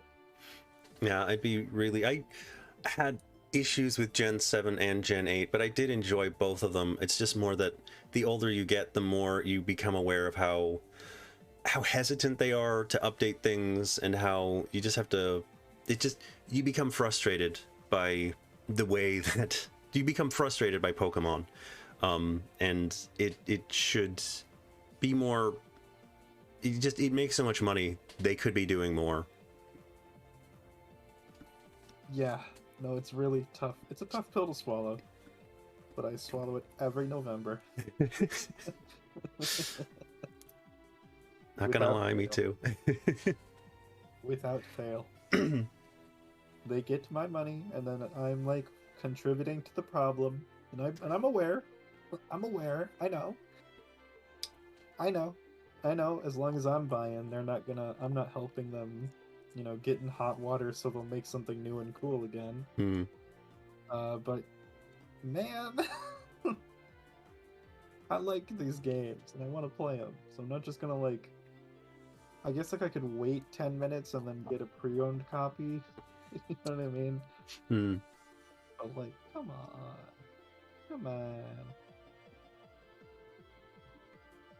I'm looking at these new Galar Pokemon. Or not new Galar, new Paldean Pokemon. I think honestly I'm the most into Farigiraf. I like Farigiraf. I love that design. Yeah.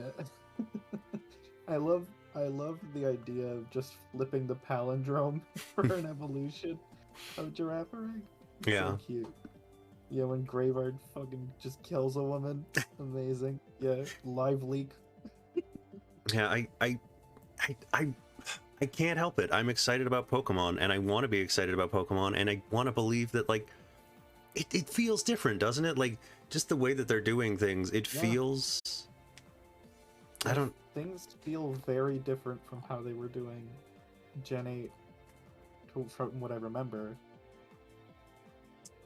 And, like, kind of not in some ways. Like, they were doing some, like, interesting sort of goofy reveals with Gen 8. Remember, like, Impidimp got a whole reveal or whatever. Yeah. No, it wasn't Impidimp. It was Galarian Ponyta got a 24-hour live stream. Oh, yeah, that, where a yeah. bunch of Impidimps just ran past the screen every, like, hour or so. And then Galarian Ponyta just appears at the end. That was, like, whelming. That was cool. But I think, legitimately, the switch to open world is going to be... If they keep up with it, if they continue making the games like that, I think that we can, like, actually do it. You know, we can actually perform it and get it, hold on, what am I saying? I think that could actually, like, be a good start to the games just being better. Yeah. Like, as long as... Because that's, like, a good fundamental change. There's 18 gym badges. One for each type now. Like, that's cool. I didn't actually know that, and I'm super excited about that. Right? That's so sick. And you get one from, like, Fighting Team Star or whatever. Like, they have one. There's a bunch of other stuff about them. And, like, I don't know. As long as it's, like, things scale somewhat to level, they can't fuck this up. Yeah. As long as things scale to level and there's not, like, an impromptu correct way to go based on the levels, Yeah. we're good. We're chilling. Because it's such a pain not being able to have ice types early. Because, like, you know, sometimes I want to have an ice type. But then no. You have to go through 7 badges to get your ice type. Yeah. Loser. So, hopefully it's good. I'm hoping it's good. I'm hoping it's really good. Yeah, me too. That, you know, long-standing Pokemon complaints, but I do have to say, I feel like I'm more optimistic than pessimistic, and that's not something I've been able to say for quite a while. Yeah, and funny enough, I'm similar in that regard, both in Pokemon and Sonic. Keeping up with Sonic recently. Frontiers looks kind of good. I'm not gonna lie. It could be really good. It could be really terrible. Who knows? Regardless, I do know that I put in my orders for both those games already. Because I know I'm gonna play them. Yeah, I had a Genesis growing up. We basically we didn't have any video game consoles, and my cousins just decided to, like, you can have our Genesis, because, like, they just had money like that, and I think it was like the pivot from 2D to 3D. They just didn't care, and they just gave me their Genesis, and so I grew up with Sonic. Plebeian. Philistine. Yeah. 16-bit graphics. It also could have just been that they weren't using it, that their mom gave it to us. I literally cannot recall. But yeah, I grew up with Sonic. I grew up with Sonic more than Mario, but I just sort of... I fell out of platformers, and then I picked them back up with Mario, and just, like, less so with Sonic. Although I haven't... What did I played a bunch of Super Mario Maker and Super Mario Odyssey, and yeah, Odyssey, but I like platformers, but I don't really... Honestly, the only platformer that I'm, like, do or die for is Ratchet and Clank, and I can't play the new one because I don't have a PS5. No. Unfortunate. Yeah. I fell out of platformers, and then I was like, man, Sonic games are good. And then I was like, I'm going to play all of them on stream, and I still haven't. I got up to, like, Sonic 06. I have not played further there because... it's not because I'm like, oh, I'm dreading playing it. Oh, it's so bad. No, it's because fucking my PC is, like, shitting itself when I try to play it, because emulation for it is, I mean, totally legal means of playing it is just very unreliable. I should probably play it before re-debut, because I'm really not gonna want to use a PNG once I put in new model stuff. I'm just thinking out loud now. That's fine. Yeah. Sonic. Pokemon. So they're a lot more similar than different in terms of how they work, I think. Just in like the way that their releases go and their fandoms. That's true, but Sonic fan base adores Sonic, right? Hmm. I love Sonic. Everybody loves Sonic, at least a little bit. But like, man, those game releases really don't hit sometimes. Yeah. The one major thing, like I understand Sonic fans, like the situation with Sonic, but it feels to me like a lot of Sonic games, like, you know, from the 3D format, they've sort of stuck relatively to a model, but it feels like Sonic games keep trying new things in a way that Pokemon is unwilling to. Mm-hmm. Yeah, no, I feel that. Like, there was one where he's a werewolf. That's just a thing that happened, and we know that, and we accept that. Yeah. And there was one where Shadow had a gun, and we know that, and we accept that. One of the greatest moments in gaming history. And there's one where you team up with little aliens, and we know that, and we accept that. It's just like a weird series where anything can happen. Yeah. I feel like Pokemon in a lot of ways is a lot more constricted than that, but who says it has to be that way? You know what I mean? What if off of just like fucking Shadow the Hedgehog was good and I'm tired of pretending it wasn't. It is at best an okay game. I've played it recently, believe me. It is at best fine. It is... I am not pretending it wasn't. It isn't. I've only ever watched people play it, but I'm willing to play it just based on what I've seen. It has I Am All of Me. That's true. It does get +1 point for having that song. I'll give you that. The Chaos Emeralds were nothing compared to the power of a real-ass gun. Exactly. I think it'd be really funny if, like, once we finally do end up getting an Australian Pokemon game, which is gonna happen, right? Yeah. So obvious. Such an obvious place to put a game. Yeah. I hope that, like, Australia is just, like, completely undeveloped. Like, I just hope it's, like, completely, like, aboriginal. That would be there's, awesome. Like, at best, a few little shack towns somewhere. Like, not even close to Galar. Like there's none of, like, the cool Pokemon tech and infrastructure. It's just, like, a piece of shit place to live. And it's just like, oh, man. Like, we got running water here? We have running water and a gym? Man, this is the best town.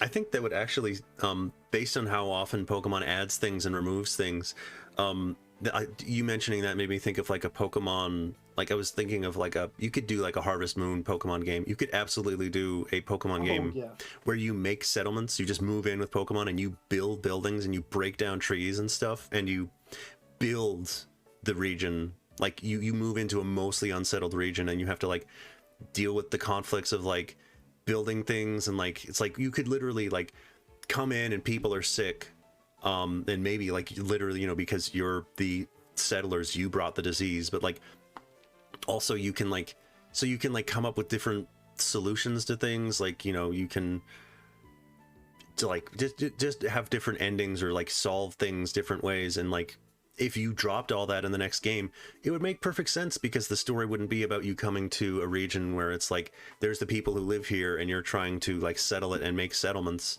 and you have to deal with the people who live there and the Pokemon who live there, and, like, the new way of life and the way of life of the people there. And, like, I don't know that Pokemon would be willing to make that, but if they did make a game like that, it would make sense that they dropped all those mechanics in the next game. And it's just weird that, like, experience share works differently, or we don't have the battle frontier anymore, and, like, those are weird changes compared to, like, this one's all about knocking down trees and getting wood and building houses and, you know, doing stuff like that.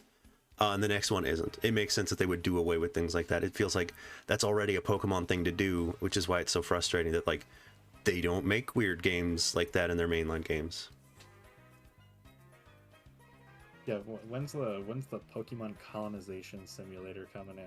When's that? I would love a. I mean, I don't even trust Pokemon to tell that story, but it would be really Not even a cool. little bit. It would be cool. Like, man, would it be awful from a political standpoint? Oh yeah, Man, that rhetoric would be so bad. yeah. In It Gen would be 5, so bad. the black and white, they're very unwilling to like. Team Plasma comes in and they're like, "What if Pokemon don't like being put in a ball and made to fight?"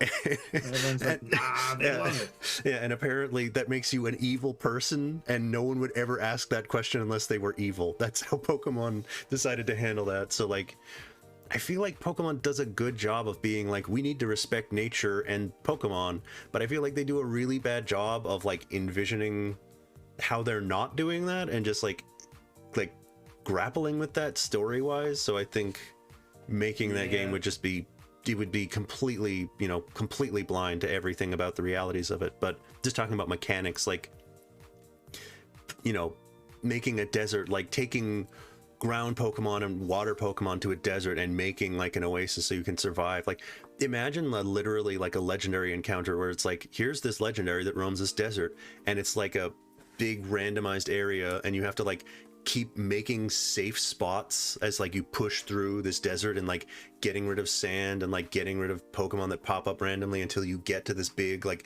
desert colossus and something. And it's like, if you didn't do that again, it would make perfect sense. And it's like, you can try anything for catching a legendary, for, you know, like they had sky battles and then they didn't have sky battles, and it's like, then why can't we just go in the sky? Like they did that in they let you go around on oh god, why can't I, Latios and Latios. Yeah, Mega Latios and Mega Latios. Why can't they? Cool. Yeah, why they added it, and it's like, why can't we hang out on the sky then? It's like, no sky for you. No. I think, imagine Pokemon but like Shadow of the Colossus. I want, yeah, that'd be so sick. you like, could, you kind of got it, but that would be so dope. yeah, you could literally do, like, the Ultra Beasts are brought into this dimension and they look, you know, about human sized, but you could totally have like I fell into an alternate, like, Pokemon, like literally the first game is like like Bill puts himself in the body of another Pokemon. Imagine they're trying to figure out Ultra Beast wormhole stuff, you fall through another dimension, and then in order to get back you have to like tame all the Ultra Beasts, and it's Shadow of the Colossus style. That'd be sick. Pokemon can do that, and it's just like, it would sell instantly. Climb a Celesteela. Yeah. You can't really climb a Guzzlord. Yeah. You can't really climb a Pheromone. Okay, make new Ultra Beasts. Well, yeah, no, yeah, you'd have to make, They're you'd have to really make big. Yeah, they wouldn't. like, it wouldn't even be combat based. You could maybe make them fight each other as like they roam the areas and like you do stuff with them, but like it wouldn't be like type effectiveness or whatever. Like you'd have like a torch, or you'd have like a water skin that you use to drink from and stuff. But like it wouldn't be Pokemon. It would be the Pokemon world and a completely different experience. And let me explore inside Wailord. Maybe like, you know how like in XD Gale of Darkness, there's like shadow Pokemon or whatever, they're like evil and fucked up. Like, what if there was like, there's a bunch of them that are like rampaging giants or whatever. Like maybe there's like a Groudon or something. Yeah. You have to like climb up to its head or a series of weak points. Like I want Shadow of the Colossus, but you make them Pokemon. And you just like do a little talisman on them or something, and then they're like calmed, and then they'll help you. Yeah. And you're just collecting this group of giant beasts, or like Ho-Oh, but like really, really huge. Oh, that would be sick. That would be so awesome. Yeah. I love Pokemon so much, and I want great things from it. And it's the universal struggle of like having to be okay with what you get. I think it's similar to how Harry Potter fans act. You know, lol, J.K. Rowling is like the worst person. And everything she does is gonna be riddled with weird racism and herpy shit. It's gonna suck. to ever consume anything she does. And also, she doesn't want to do anything cool with Harry Potter. Yeah. So it's not only does she not want to do it, she won't do it. Yeah. I swear, if she had come out as like more, it's like she has one of the most successful come from nothing multi-billion-dollar franchises in the history of anything, and she's so much more motivated to being awful online than she is to like. She could have been she could have been the most beloved figure during our like beloved writer media figure in our lifetimes if she had only put more energy into making Harry Potter something successful. But it's her priorities are transphobia and just being super awful online. Yep. And not responding appropriately to criticism that's extremely valid. Yeah. What do you mean we can't put a Jewish stereotype as running the banks? What do you mean? What are you talking about? Yeah, it's I don't understand how when you have that much money, why are you not willing to take criticism? Because like it's such a weird thing where like really rich people act like it's like, oh god, I might lose my money. It's like, yeah, you might, so why don't you like it's so weird that they're like, I'm just gonna double they're just doing good stuff. Exactly. Like you have billions of dollars to make people like you, but you give people every reason to make you want. It's like, I don't want you to succeed because you're just the worst in the world. The greatest thing J.K. Rowling could do is deactivate her Twitter account. I know. It's so sad. Even then, though, she's publishing work that's just like, are you serious about this? Yeah. Like, are you for real? You're putting this much effort into just being an asshole about everything?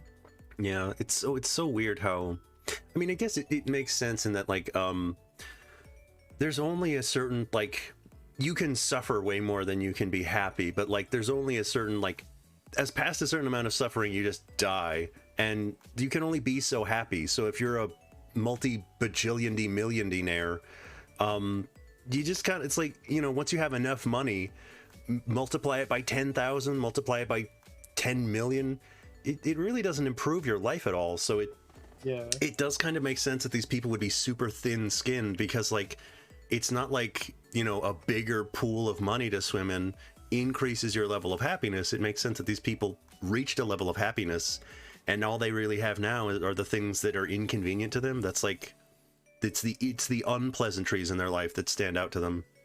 Yeah. Ain't that the way? Billionaires absolutely don't know what's good for them. Absolutely not. They should look into this can labeled poison, and perhaps they will find out.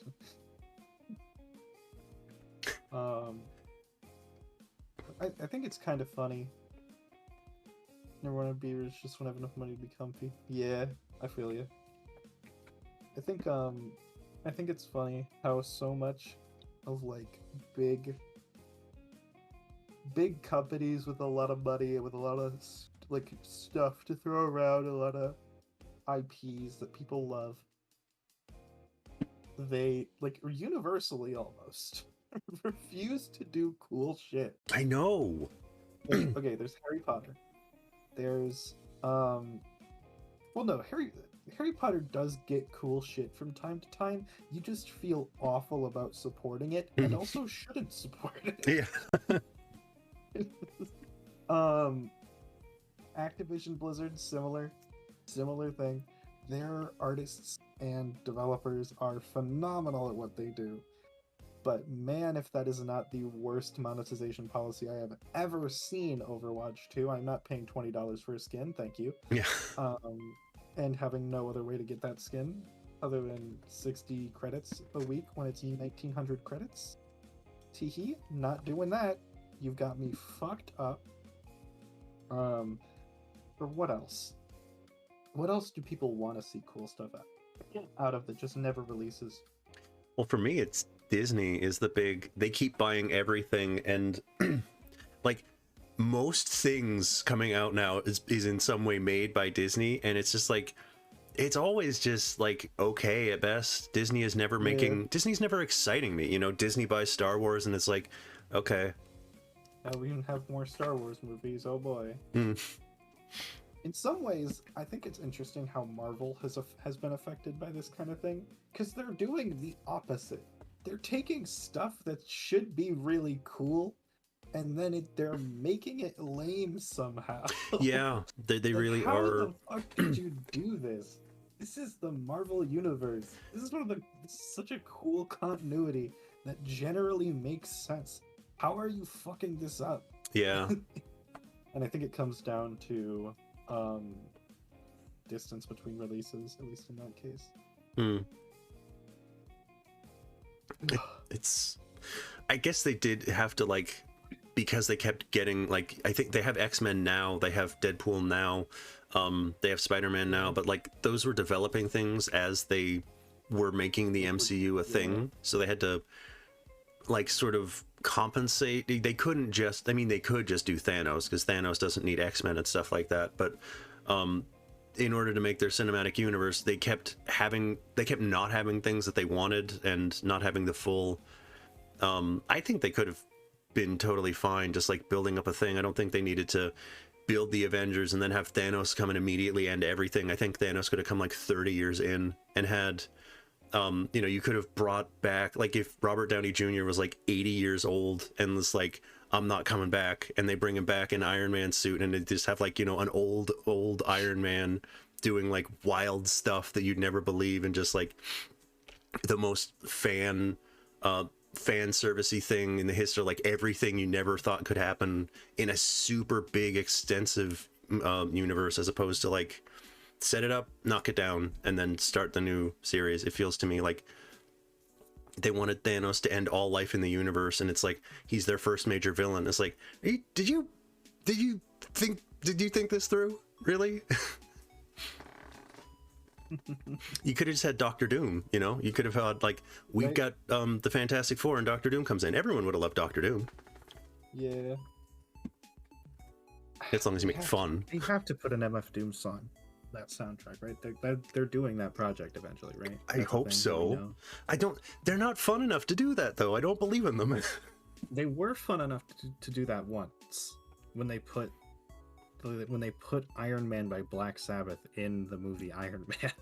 I have to let I thought of that too, Pinch, but I have to let you know that was before Disney owned the MCU. Was before Disney. Yeah. Yeah.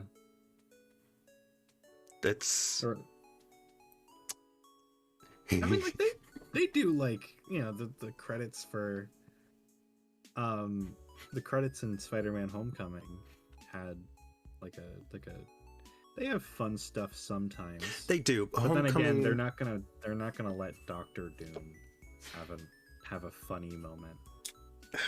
I think that, I mean, they do a decent job with Loki. I know that there's people pulling in different directions. I know that, like, what queer people want from Loki is very different from what, like, you know, a mom and dad with 2 kids want from Loki. But, like, I think they do a good job finding a middle ground where Loki is a character that pleases a lot of people, especially the people who want something from Loki. I bet they could do. They've been successful in some ways. It's just, I feel like, I think the problem is that they're very much shying away from people of vision, because every time they have someone who really gets to do something interesting, like, to me, Spider-Man Homecoming feels like its own thing.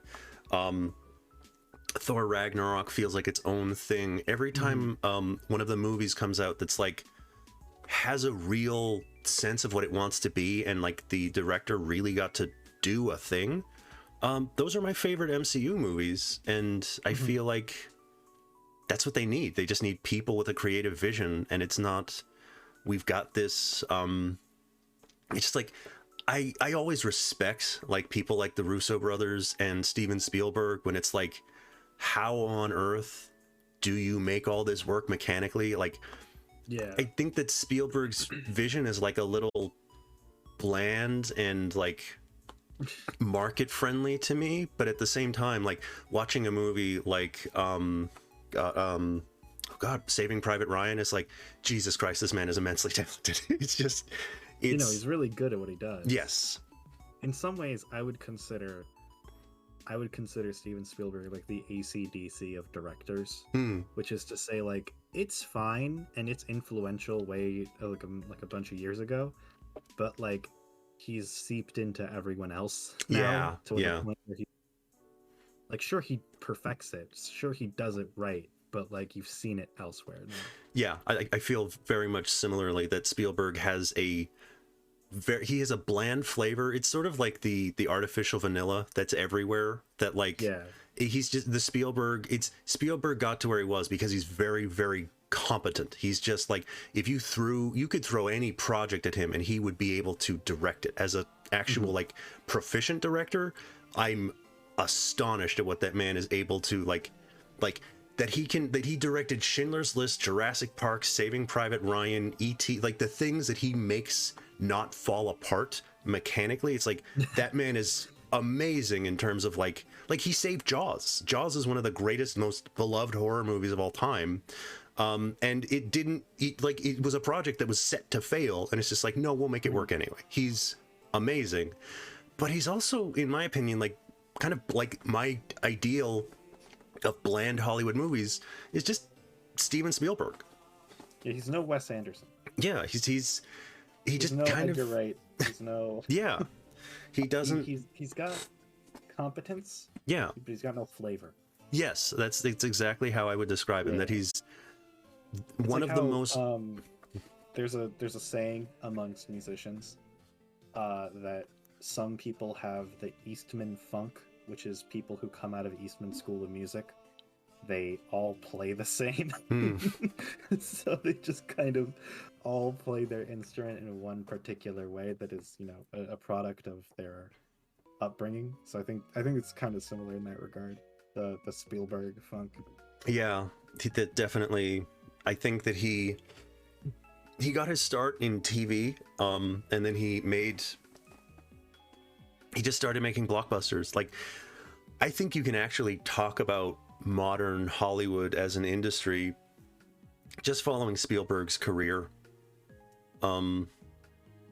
He's just the the ideal director in terms of what is both good and bad about modern movies or modern blockbusters.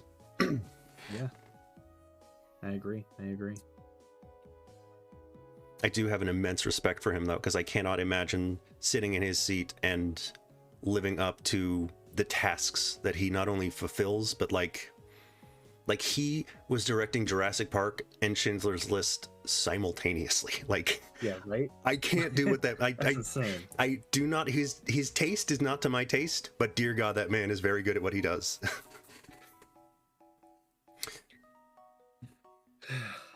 Man, we covered a lot of topics. We did. I really enjoyed talking with you.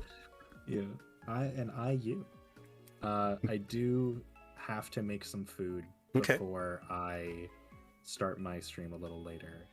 So I will have to say we should perhaps call it here. Okay, no problem. But I would love to do this again if you ever need someone to play Showdown with. I would be happy to play Showdown for 2 hours, then talk for the rest of the time about random things and complain about Pokemon again. Yeah, I had a great time. Thank you. I'd love to do whatever again in the future. Yes.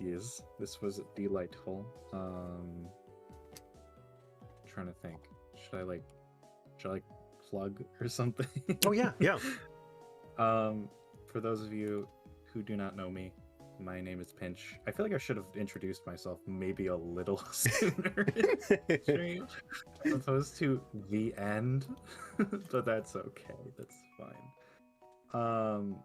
I am a VTuber, and I make content very frequently and I stream very often. So I think Kat, me and you have a kind of similar approach to like talking about things. So we get like very like serious about it. Yeah. So if you like Cat Chat, you'll like me, but it's okay if you don't. May I put a link into the chat? Yes, of course. Okay. there's my link if you would like to follow me. You don't have to, though. I appreciate being here very much, and I really enjoyed having this chat, Kat. It was very nice. Yeah, thank you very much. I just had a great time. I did as well. Again, sorry about yesterday. About no problem. No like, problem. It just completely fell through. So Yeah. Whoops. That happens. Totally understandable. Yeah. We rebounded though, so we're fine. Yeah. We'll have to get together again after. I'm not saying it should, like, the next one that we do of this should be after Scarlet and Violet comes out. But I think if we like compared and contrast what we said now versus once we get our hands on the game and like start thinking about stuff, Yeah. I think that might be fun to do. Like now we're like, oh, I think it'll be pretty cool. Maybe the open world will be cool. They can't fuck it up unless they fuck it up, right? Yeah. And then we're gonna come back, and then we're gonna be like, they fucked it up, man. They fucked it up. Yeah, for me, Gen 6 got my hopes up for Gen 7, and Gen 7 was a letdown, and Gen 8 looked to be an even bigger letdown, and that's why for me Gen 8 wasn't a letdown, because I had very low expectations. But now Gen 9 has my hopes up again, so you may be right. Uh-oh. Things well, I was very hyped for Gen 6, and that actually didn't let me down. Gen 6 was like a good enough time. Yeah. It was fun. At the time, those models were really impressive. Yeah, that's now you know. That's one of my biggest using the same disappointments. ones, Yeah. Really. They just need better visuals. Like, figure out a way. Like, so much of modern games is about textures. Just like figure out a way to make, especially with cutting Pokemon out, just like make it look better. Because like Digimon Cyber Sleuth, I played a bunch of that, and that game doesn't look like that game doesn't look astonishing or bad, but like every one of those models just like looks, it doesn't look bland in the way that Pokemon looks bland now. Yeah, I feel you on that. Okay, before we accidentally get sucked back into it. Oh yeah. I will skedaddle. Okay. Take care. Right about now. Thank you very, very, very much. I'll be lurking for your raid. Enjoy your night, everybody. Thank you again to Kat for having me on. Yes. Oh, I was wondering, you said, how long do you think you'll be? Because I was thinking I might actually just raid you. Oh, I'm gonna be like, we're starting that at like 10:30. So if you're gonna like continue going for another, or 10:30, it's 8:49 for me currently. Oh, okay. So if you're gonna be going for another hour and 40 minutes, then be my guest. No, I was thinking I could get myself to another 30 minutes. Yeah. Okay. Yeah. No, I appreciate that though. I appreciate that dearly. But so I will chat with you later. Have a good night, everybody. See ya. Bye, Pinch. Thank you. Bye. Okay. We will find someone to raid. I've been planning this for Pinch for a little while, and they said they'd go live after me, and I just sort of had the thought in my head that I'd be raiding them, but I didn't. Of course they need a break. That makes perfect logical sense. So let me find somebody to raid. Ooh, hold on. Somebody's playing Bloodborne. How long have they been live? Got an ad. Oh, they've been for 4. Let me see. I wanna love to raid somebody playing Bloodborne. Just because I would just hang around and watch. Ad, please. I want to raid somebody. I wish that the raid functionality understood that I wanted to check on someone to raid them, and so it wouldn't play ads in that particular context. I'm gonna have to check.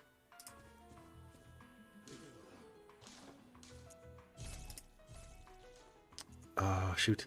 Can't tell.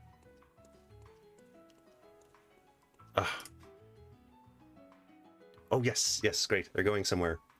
So we'll be raiding someone. I'm pretty sure... Oh, I'm still on a call. Oh, dang it, now my icon's gone. That's fine.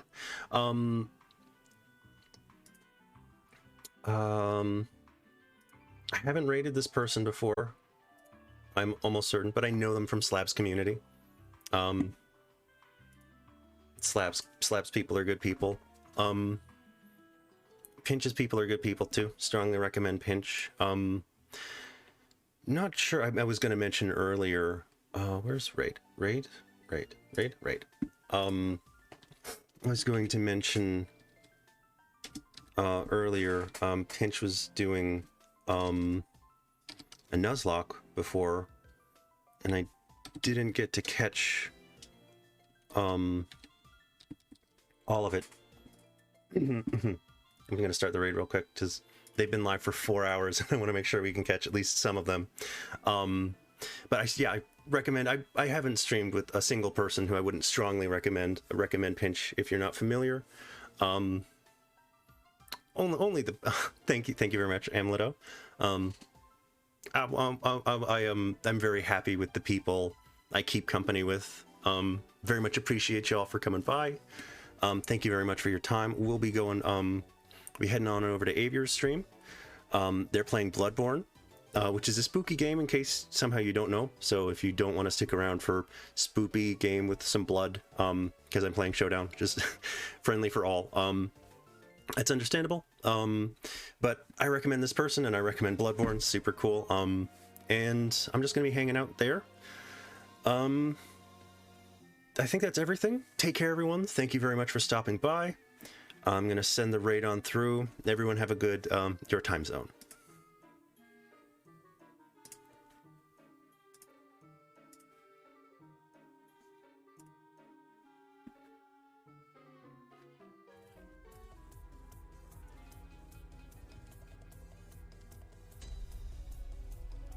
Guess it's equivalent of Wes swap. Cat, hello! Thank you so much for the raid, dude. How are you doing? Heck, I forgot your message. No worries. How is Pokemon? I'm currently getting demolished in Bloodborne. But you know what else is new? I hate this place.